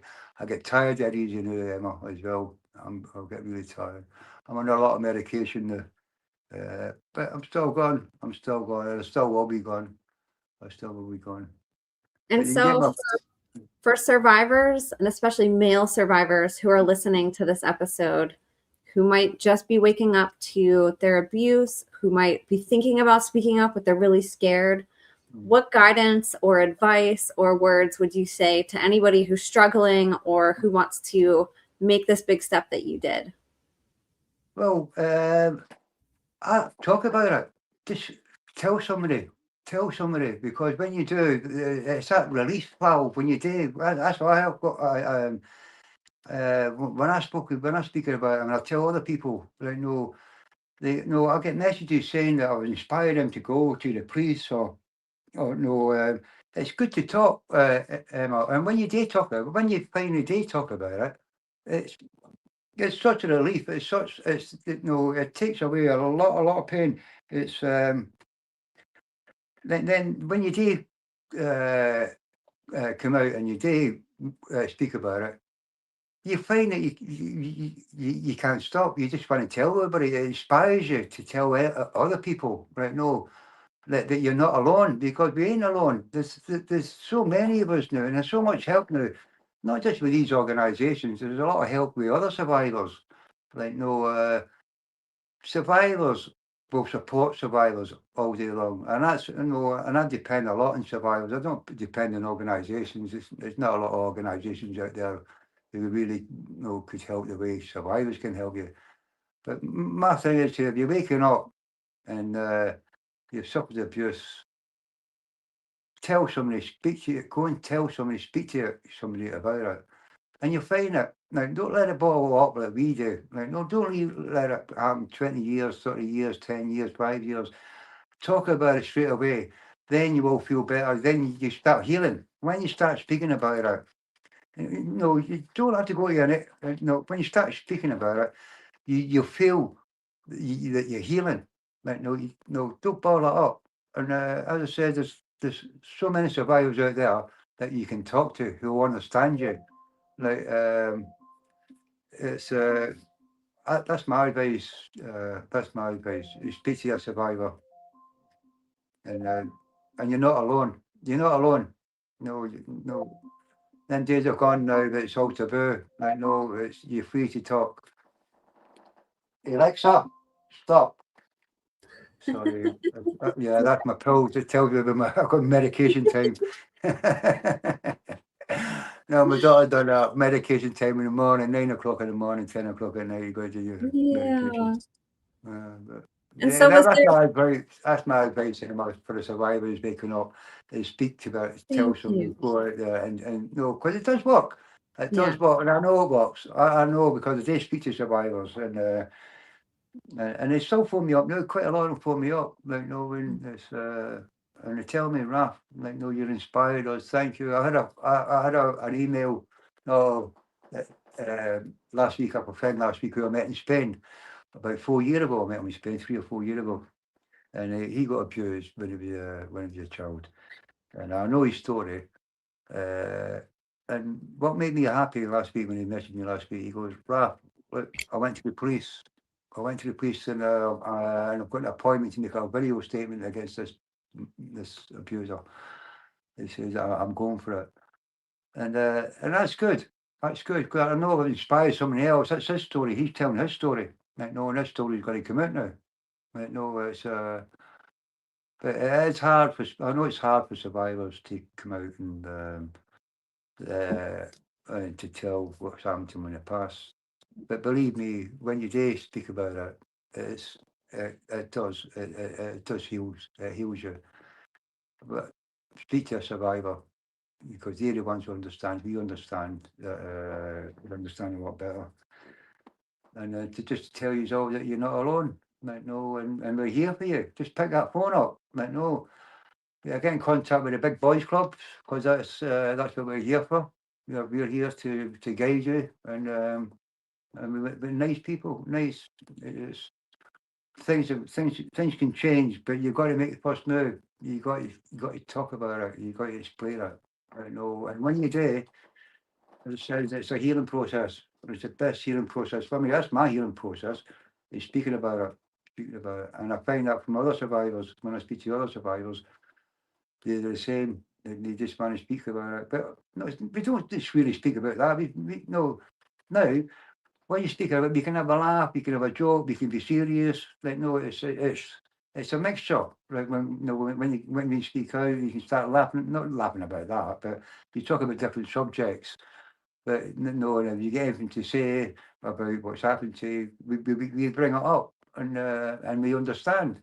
But that's the main thing. Just talk to somebody, like, know about it. Don't let it ball up like people do. 20, 30 years. I think them days are gone now. It's 2025. People do understand. People understand where we're coming from. People understand that these things do happen, and people do have compassion for us, and people do support us. So don't be scared and keep it all bottled up. As I say, there's enough survivors out there who you can speak to, and we will help you, and we will guide you, and we will sympathise with you. And we'll do anything we can to help you. Like, no, as I says, the big boys club, like, no, get in contact with us, with them. This is a fantastic organisation just starting, and we're going to make some changes.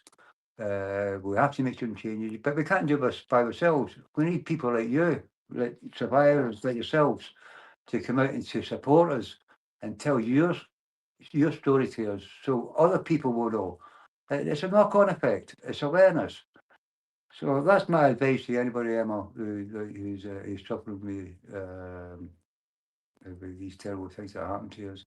Is speak, is talk, talk, talk.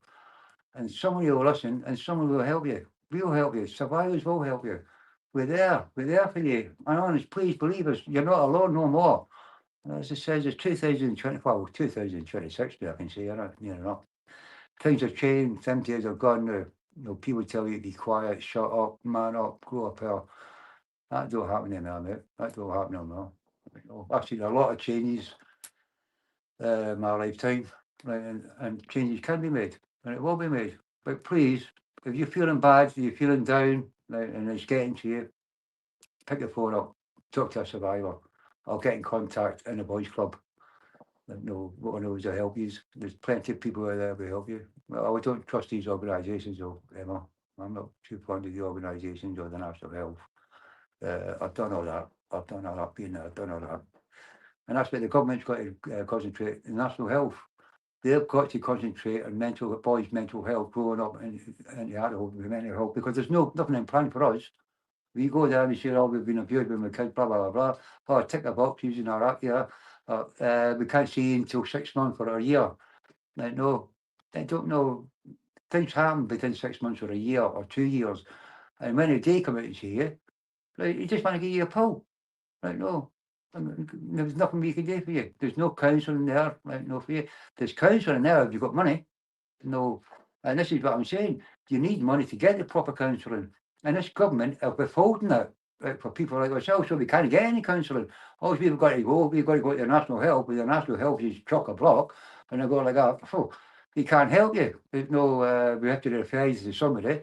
And when you go to get referred to somebody else, like they refer you, and when you go to see that person, they're not equipped enough to deal with you. They haven't got the experience. They haven't got they don't know what they're doing. They just go like that.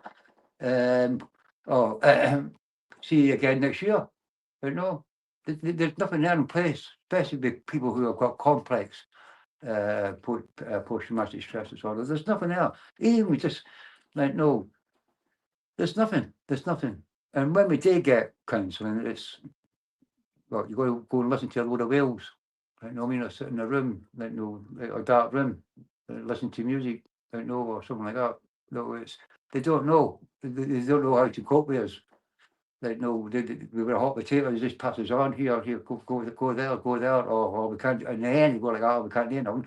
Or in the end, you get pissed off, and I go, well, what's the point in doing that? I've been to loads of time, alcoholic and drug abuse, using, like, spoke to a lot of people, counsellors all over the years, but there's no direct, no proper help out there. No proper help out there. And that's what I'm saying. They've got to look at it. If they nip it in the bud with mere children, with boys or boys, then nip it in the bud there and get proper help when they're children. Recognise it. Even when, if they're under suspicion, somebody's under suspicion of abusing a child, there's no smoke without fire, Emma. There's no smoke without fire. Investigate it. These are children. This ain't a puppy. Right? I mean, we ain't puppies. Investigate it. Well, what this government are doing now, they're watering it down. Like I'll go back to that mandatory reporting. It's the way this government want to do it. Why don't you just go with the inquiry recommendations? Don't water it down. The inquiry says this. It costs £250 million. They're the experts, not yours. Go with us. Go with these recommendations as they are, not watering it down. And have a wee bit of sympathy or compassion with survivors, especially those survivors who have been abused decades and decades ago, because we ain't got long to live. And you stop this redress scheme. Like, no, that is cruel. Jess Phillips, you're cruel. Your government, your Home Secretary, you're cruel. Stopping all this, stopping our counselling, stopping our help, like warning the mandatory reporting done. Like, none of them are fit for purpose. None of them.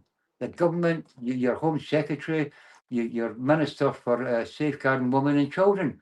Safeguard women and children and boys, Jeff Phillips, and boys. Don't forget us and stop blacking our names, stop blacking our character. Because that's what she's doing, Emma. Jeff Phillips. She's blacking our character, boys' character.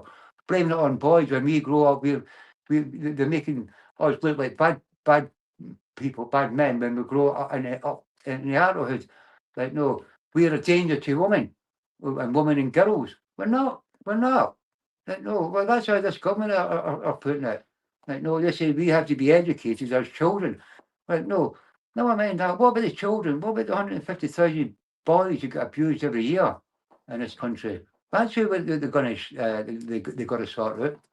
No, it's not just about women and girls. Like, no, as I said, Emma, like, no, I'm a proud man. Women and girls, they come first, and boys. Like, no, it should be the same, women, girls and boys. Like, no, as I said, for me and men like myself, like, if we had the option, give it, you can have it all, have it all. Like, no, as I said, if you want us to grow a pair of boys, well, grow a pair of boys. I don't want nothing off you. Give it to the boys first, give it to the girls first, give it to the women first. Right, now, if there's anything left, then you can give us a few crumbs, give the men a few crumbs. We're not asking for much.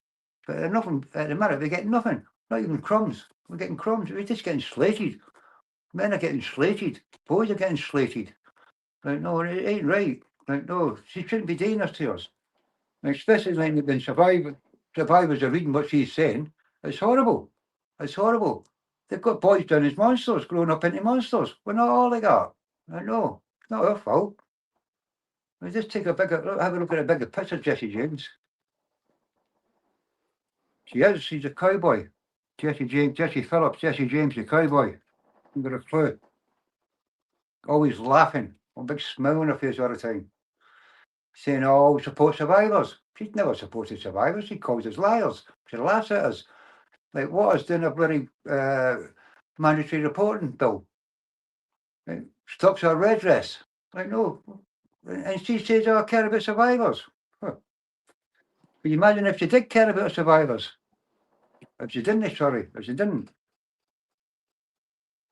But yeah, the whole system needs a big shake-up. But I'm going to concentrate on this, boys. This is because, as it says, I've worked on a few big things like the independent inquiry. That was a total disaster for me. And but now I know I'll find something now. This is meant to be being part of this project in the Big Boys Club. It's meant to be. It's meant to be. And I know I'll meet some fantastic, beautiful people who I can trust, who are not in it for gain, who are not in it for prestige or nothing. They're in it because they're passionate. They're passionate. We're all passionate. Every one of us are passionate to get young boys recognised who have been abused as children and grown up into adulthood. Well, these mental health issues, because it is. It's horrible. It's horrible. We hot inside, Emma. It's hot inside. It hurts inside you. Like, no, but you can't tell anybody. You like, it's invisible pain that we get. Right? It's an ache. You think about it in the morning to the last thing at night. Like, no, it's like being back in these residential schools when I was at Croom Court. Like, you woke up in the morning terrified and went to bed at night terrified. Like, it's a similar feeling. Like, getting hurt and you've got to keep on balling it in all the time. As I said, I had a couple of problems. I couldn't tell my family or my pals that I went to school, that I was class. I went to school for severely retarded children. Because they would have ridiculed me. My pals would have done. I would have grown up in that area. It's a rough estate. A lot of boys who went to these state homes, they come from rough estates. And and you see a bit of weakness in these estates as you're a child, it grows up with you. Right? It grows up with you. I've seen it. The radical, especially in them days. Things have changed a lot now. Well, I'm talking about the late 60s, well, nobody called anybody severely retarded. It's all different now. The special needs or something like that. It's or they didn't call them loony bins. They don't call them loony bins now, but they did in them days. Where is he? Oh, he's in the nut house. This is the way they portrayed it in them days, but now, he's having convalescent or something like that, or he's I don't know what kind of word they use for it now. But yeah, I'm really passionate about it in the Big Boys Club because I think we can make a change, and I'm glad I've got the opportunity. As I say, working with these fantastic people, especially Naomi, who's put it all together, and all the work is going into it. I just can't believe that I'm part of it. That I can make a change. And I've been chosen to do this. Fantastic people, and yourself, Emma. Don't forget about you. You've been on the show twice, and I'm really grateful and with you amplifying our voices as well, especially for last night in the Big Boys Club. Yeah, just get our voices out there, and it's people like you, are beautiful who put get our voices out there and tell everybody. And this is like no, can't do it without people like yourself, Emma. Like no, getting our stories out there. I know, and I've been watching you. I've seen you with Dave Sharp, seen you with Pat Mills, the Boys Club. Did you do Joanna Britton? Did you do Joanna Britton? Yep, I've interviewed her Yeah, also. yeah. Oh, she's another beautiful lady, honestly. But she's one of She my is. friends as well. She's been with me for years. She was at the inquiry with me. So I've seen her at the inquiry. Well, she's seen me, and that was in 2018. And we're still good friends. But no, she advocates for me as well. She always praises me. Joanna does. No, she's another lovely lady. She's another advocate. And no, honest to God, and her voice is so powerful as well.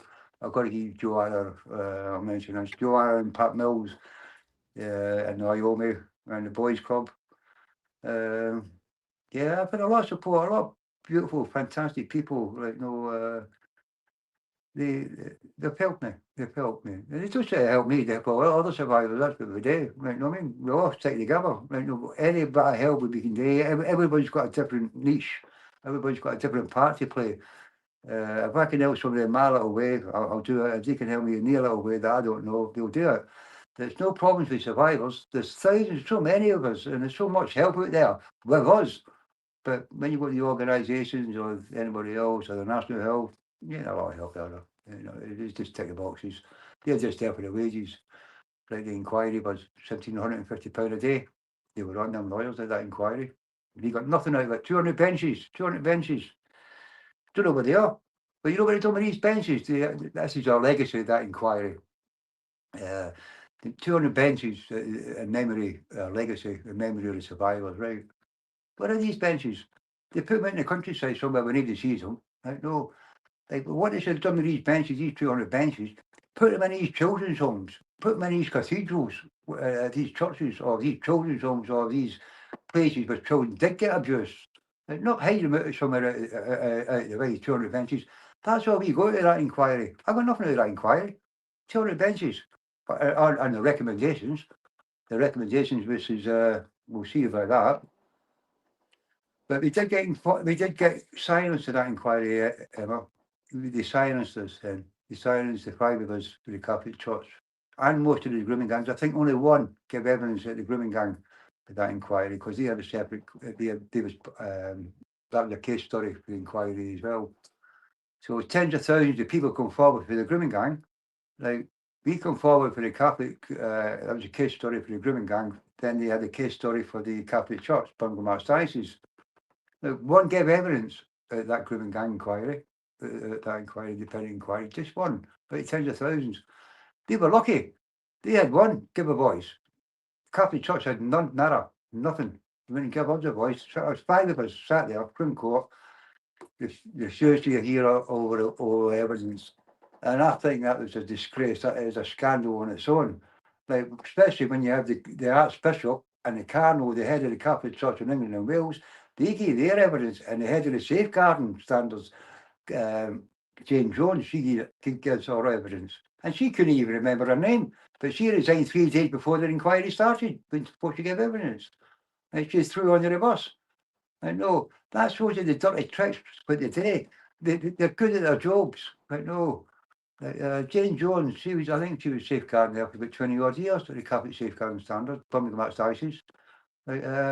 And when she went in the box to give evidence, she resigned, I think it was on a Thursday or a Friday, and she gave evidence on a Tuesday. And when she went into the box, I was there. She couldn't remember her name. You know what I mean? Like this period darts. Well, I don't know, I can't remember, can't remember. No, it was a farce. Then the next night, the boss man, Cardinal Nichols, he's finding a sick note. Said he's got a headache. When these travel hundreds and hundreds of miles, down there, ill, in a wheelchair, dying of cancer, like sitting in the front row, waiting for him to give his evidence, 8 o'clock at night before he gives evidence the next morning, next day, complaining of a headache and puts a sick note in. No. But our lawyers never told us that. It was a third party who kept on telling us all these stories. Like, no. Then we got told the next night from another third party that the inquiry wasn't going to hear our evidence. That they've read it and that was enough. And I went mental. I mean, what? That was another third party. Our lawyers never told us anything. It was always through a different third party. I never seen my lawyers coming in the morning. They were all smiling and laughing and joking. Like, no. And we were sitting there, and then you got the big bunch of like the hierarchy, the Catholic Church hierarchy, cardinals, bishops, monsieurs, whatever. They all sat in one corner, they all shaking hands, smiling, cuddling each other, laughing and joking, and we're sitting there terrified. Right, no. And they wouldn't even give my pal a sandwich. And he was a co-participant. I had to put him in my hotel room. They shouldn't bury me. Right. It was this, these inquiries, that's what I say again, these inquiries are not fit for purpose. You have to be survivor-led. The government got to keep out of these inquiries. It's nothing to do with you because you are all paedophiles yourselves, not all of them. But you know what I'm saying. Like no, you don't know who's at it with them lot. As it says, they were getting investigated, this inquiry, like no, for sexual misconduct on their own. Like no, and got suspended. And this is a sexual abuse inquiry, independent inquiry into child sexual abuse. And one of the top lawyers there got suspended, like he was on £1,750 a day for sexual misconduct. There was 2 allegations there with somebody else, and that was in the paper. This is not bullshit. That's you know, it's been in the paper. He got suspended. Then he sacked him where he went on full pay, suspended him on full pay, £1,750 a day. But my pal's sitting there starving, like can't even buy a sandwich. Like, no. And it's always the same people, the same lawyers, the same stuff, the same chair. They do these inquiries. Like, no, they're all hand-picked. They don't know what they're doing. They're all pals of houses. They only care about the prestige. Like, you know what I mean? As soon as that inquiry finishes, they put them onto the post office inquiry. As soon as that inquiry finishes, they'll stick them onto another inquiry. It's all the same mob. It's all the same mob, all working for the government. And the government should have nothing to do with these inquiries. When I say independent inquiry, it should be independent inquiry, Emma. It has to be independent. Because they're not, because every one of these inquiries are not fit for purpose. And it's been proven over the years. I've mentioned that the Cumberland inquiry, the Northern inquiry, 10 years apart, cost millions and millions of pounds. Well, it's come out and we're still shouting about the Northern inquiry, about mandatory reporting. We're still, no, this it'll go on. And see, this inquiry now they're going to have about the grooming gangs, which the Catholic Church will be part of this inquiry as well, because we were silenced. Like, this inquiry, they'll have another inquiry now. And in another 10 years, they'll have another inquiry. It's just a money game. It's like, no, for the established to make a few quid. Like, no, oh, yeah, we've got, it's like getting a contract in it, like for a job. Oh, yeah, I've got another contract for you. Put your bid in. They don't have any bids. They're already sorted. And it's got to stop. It has to stop. The public have got to stand up. Well, when we say an independent inquiry, we want an independent inquiry, especially this inquiry coming off now with the migrants and all that, the rape gangs and all that. It has to be independent because a lot of the government were involved in this inquiry, like like for covering it up, covering the Rochdale inquiry, they're still covering it up because they're scared of the votes. So like no, I don't even want to judge judges on these inquiries, like no, because they'll know somebody in the establishment, like no, is who can influence them, like no, as I said, independently, or somebody from a different country to come in to chair these inquiries. Because they did have one before, the independent inquiry. I think her name is Wolf. She was from New Zealand or Australia.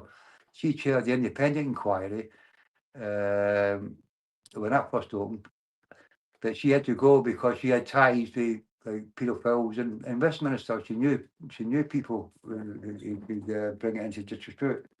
But yeah, survivor led or somebody from a different country, some panel from another country. Like, no, but not this government. This government cannot be trusted, especially when it comes to inquiries. No, it can't. It can't be. It can't be. They can't be. They can't. They're not fit for purpose when it comes to inquiries. And they've got no, and I keep on saying this, Emma, and it really hurts me. They had there's no way they should have got involved by watering down this mandatory reporting bill. Why should they? There's nothing to do with them. The inquiry, what was the inquiry set up for? To sort this out. Why did the government set that up, Theresa May, set that inquiry up for? Like, to do something about it, to do something. Like, no, to implement these recommendations. Right? No, it should be up to the inquiry to implement these recommendations. Not the government says, "Oh, we've had a look at that, but we don't agree with that." It's nothing to do with them. They were no part of that inquiry. Leave these 20 recommendations alone. No, it's because they had nothing to do with it. Why are they watering it down? They're only watering it down to protect themselves, to protect their organisations. That's what they're watering it down for. And it shouldn't happen. Children's lives, they matter. Women's lives, they matter. Boys' lives, they matter. They don't care. They don't care. They don't care. They just want to make cuts and come out with excuse, oh, too much administration. There's not enough. Well, hire some. These are children. Hire some. Hire more staff. Oh, it's going to cost too much money.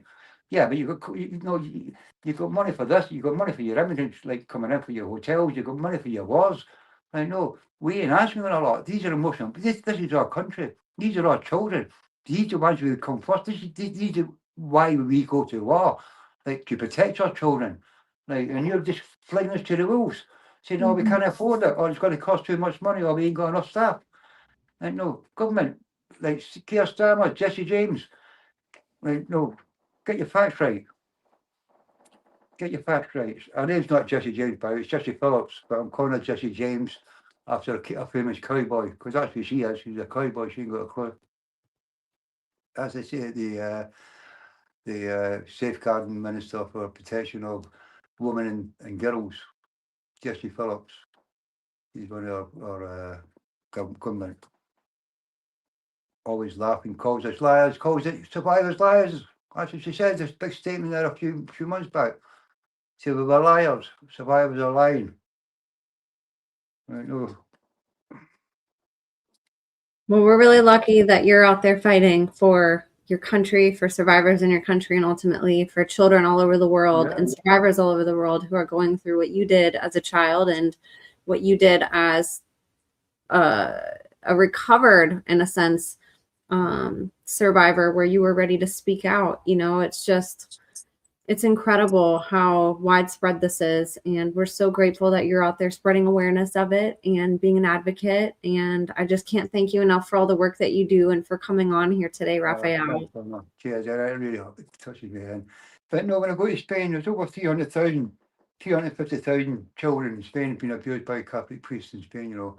France is more, 400,000 children in France being abused by priests, by clergy. This is global. This is global. Belgium, the same. When I went to Belgium, when the Pope was there, Everywhere. over there, the same. Hundreds of thousands in Belgium, and these are only small countries.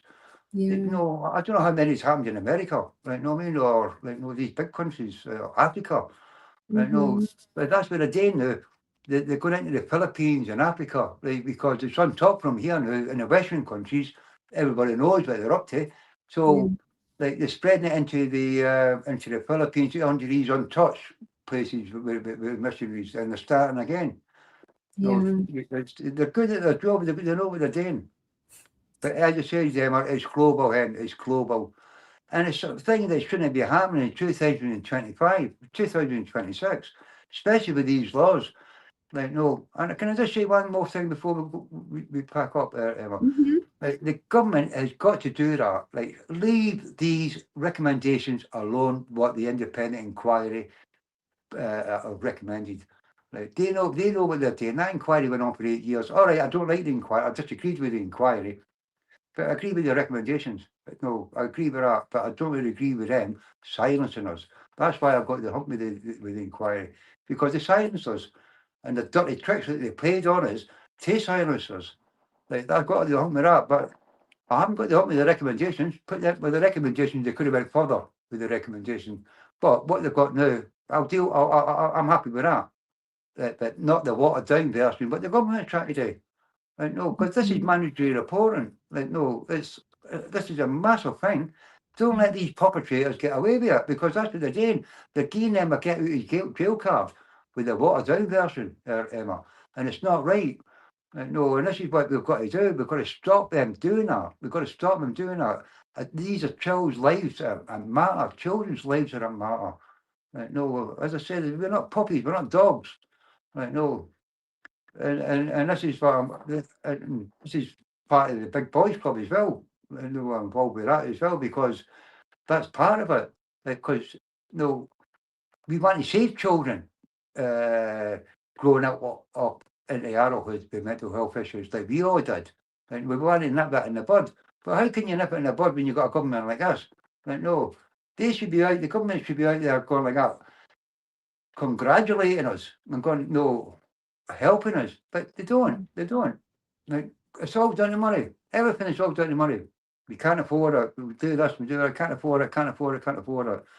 But they could afford to pay lawyers £1,750 a day, like for 8 years. No. Gravy train for lawyers. That's all it is. For the establishment. That's all it is. It's a gravy train for the establishment, all these inquiries. But survivors are getting, standing up like myself. It's not just me. Because I'm on that social media and people say to me, Raf, I want to come to the Vatican with you. Let me next time you go, I'll go with you.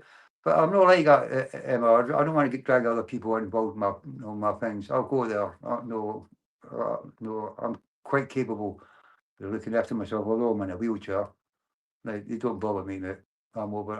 I've told them I'm back in the spring. I don't hear anything. I'm back in the spring when the weather's nice. I'm not going to go there when it's cold and punish myself. I'll wait for the nice weather to come, then I'll be back trapping the doors. But I'll be trapping at Lloyd's this time. I won't be trapping it, I'll be kicking it. I don't get it. And they know I'm coming back. Yeah. Well, thank you so much for coming on today and for sharing your incredible testimony, your advocacy work, your passion, all of it, and solutions. You really laid out how we can sort of come together and try to fix all of this and get it set right. So I'm just so honored to know you and so proud of you. And same with that, Emma. Same with that, and you've been fantastic. I really felt comfortable with you, Emma. I've done a few podcasts, but I don't really feel comfortable on them. But this one, with yourself, you make me feel really relaxed, and I think I've got out what I wanted to say. I don't know what I'm going to say, but I just say it. And, I don't, honest to God, I just things just come in my mouth, and I just hope I've done myself proud and got myself across all right to the other survivors out there, and tell them all that they're not alone, and it's good to speak to survivors. If I can do it, you can do it. And believe me, when you do it, you'll thank me for it. You go, yeah, wee man's right. It's nice to speak, good to speak. And we're getting there. I mean, still smiling, isn't we? We're still smiling, we're still carrying on.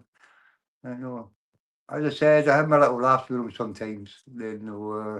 When I move my little missions, and I meet some fantastic people. My life's changed. I can't say it's been horrible doing what I do. It's been good. It's been nice because I do meet some fantastic people, and I'm getting listened to, and that's the biggest thing that I like. It's been getting heard and listened to, and I know when people are listening to me. I know, and it's good. It's good. Because I know they're going to pass on to somebody else. And when they pass on to somebody else, they'll pass on to somebody else.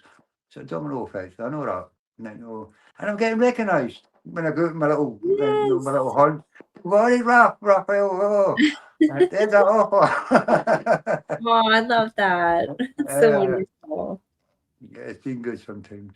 And I say, meet some fantastic people like yourself. You do quite the work that you do is unbelievable. You are our voices. This is who we rely on, people like yourself, to get our voices out there, because we are getting silence. And we're waiting for people like yourself, Emma.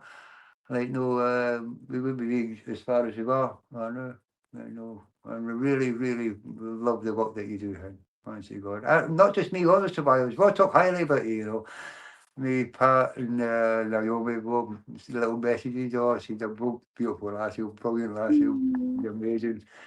So we do think a lot about you in the UK, and for your hard work and persistent and the beautiful work that you do, helping us. It's fantastic, brilliant. We need more of you, Emma. Tell your pals. We need more of you. We do it all here. Get here.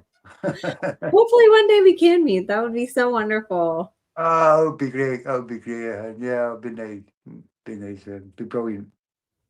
In the meantime, though, you're welcome to come on my podcast anytime you want. It would be great to have you back on again. And Thanks, when someone harms you, yeah, don't forget. Snap. That's me in the front, Emma. that's you, that cute little boy. He's so Yeah, proud of right you. there. Yeah, look at that He's so proud sometimes. of you. That's one of my photographs that survived, you know. I don't know what it came for. It's been knocking about for years, but all my little photographs from like say 9 to 14, 15, I ain't got many. Yeah. Sometimes I look at it and I mean I've got a poor wee boy. He's smiling at you. He's proud of you. Yeah. I ain't changed much, have I? You haven't. We're going to be all right.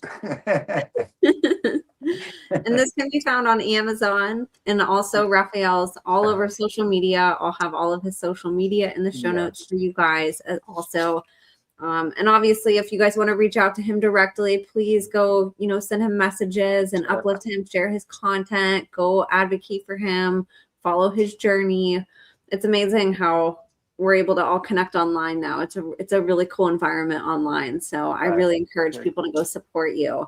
And is there anything else that you wanted to say before we log off today? No, Ed, you've been brilliant. Thank you for having me on your show today and last night, Emma. It's been a fantastic weekend, honestly.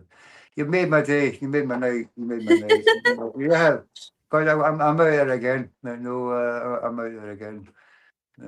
Getting the word out, spreading awareness. And I've got people like yourself helping me. That's the main thing. Then they got people like yourself helping us. It inspires us because like we are getting listened to, and there are people out there fighting our corner. And it's brilliant. It's brilliant when you've got a bit of backup. I'm not alone. But none of this. No survivors are not alone no more. We've got people like yourself, like myself, like Naomi, like the Boys Club, that Pat Mills. There's thousands of us. We're all here. Any problems? You want to speak to us? Catch us on social media, boomers. Just you're not alone. And once you do speak out, survivors, honest to God, like myself, you really, really start to heal. You'll start to heal. Well, that's my thing. Don't feel down, because you let them win. You let them win when you're feeling down. Speak out, stand up, and we'll be counted, and we'll march on, and we'll fight our cause, and we'll win. Bring it back to them. Bring the abuse back to them. You can throw stones at us, but we'll throw boulders back. Yes, amen to that. Yes. And we are all on Team Rafael, Rafael's army. You guys go purchase his book. I'm going to have it in the show notes. I'll have all of his social media. Rafael, thank you, love you. Thank you very much. So much. God love you so much. And you guys, be in touch, too. Keep in touch, too. Absolutely. So you guys, thank you so much for listening. Bless you all. I'm smiling now. I'm smiling. No, I'm smiling. All right.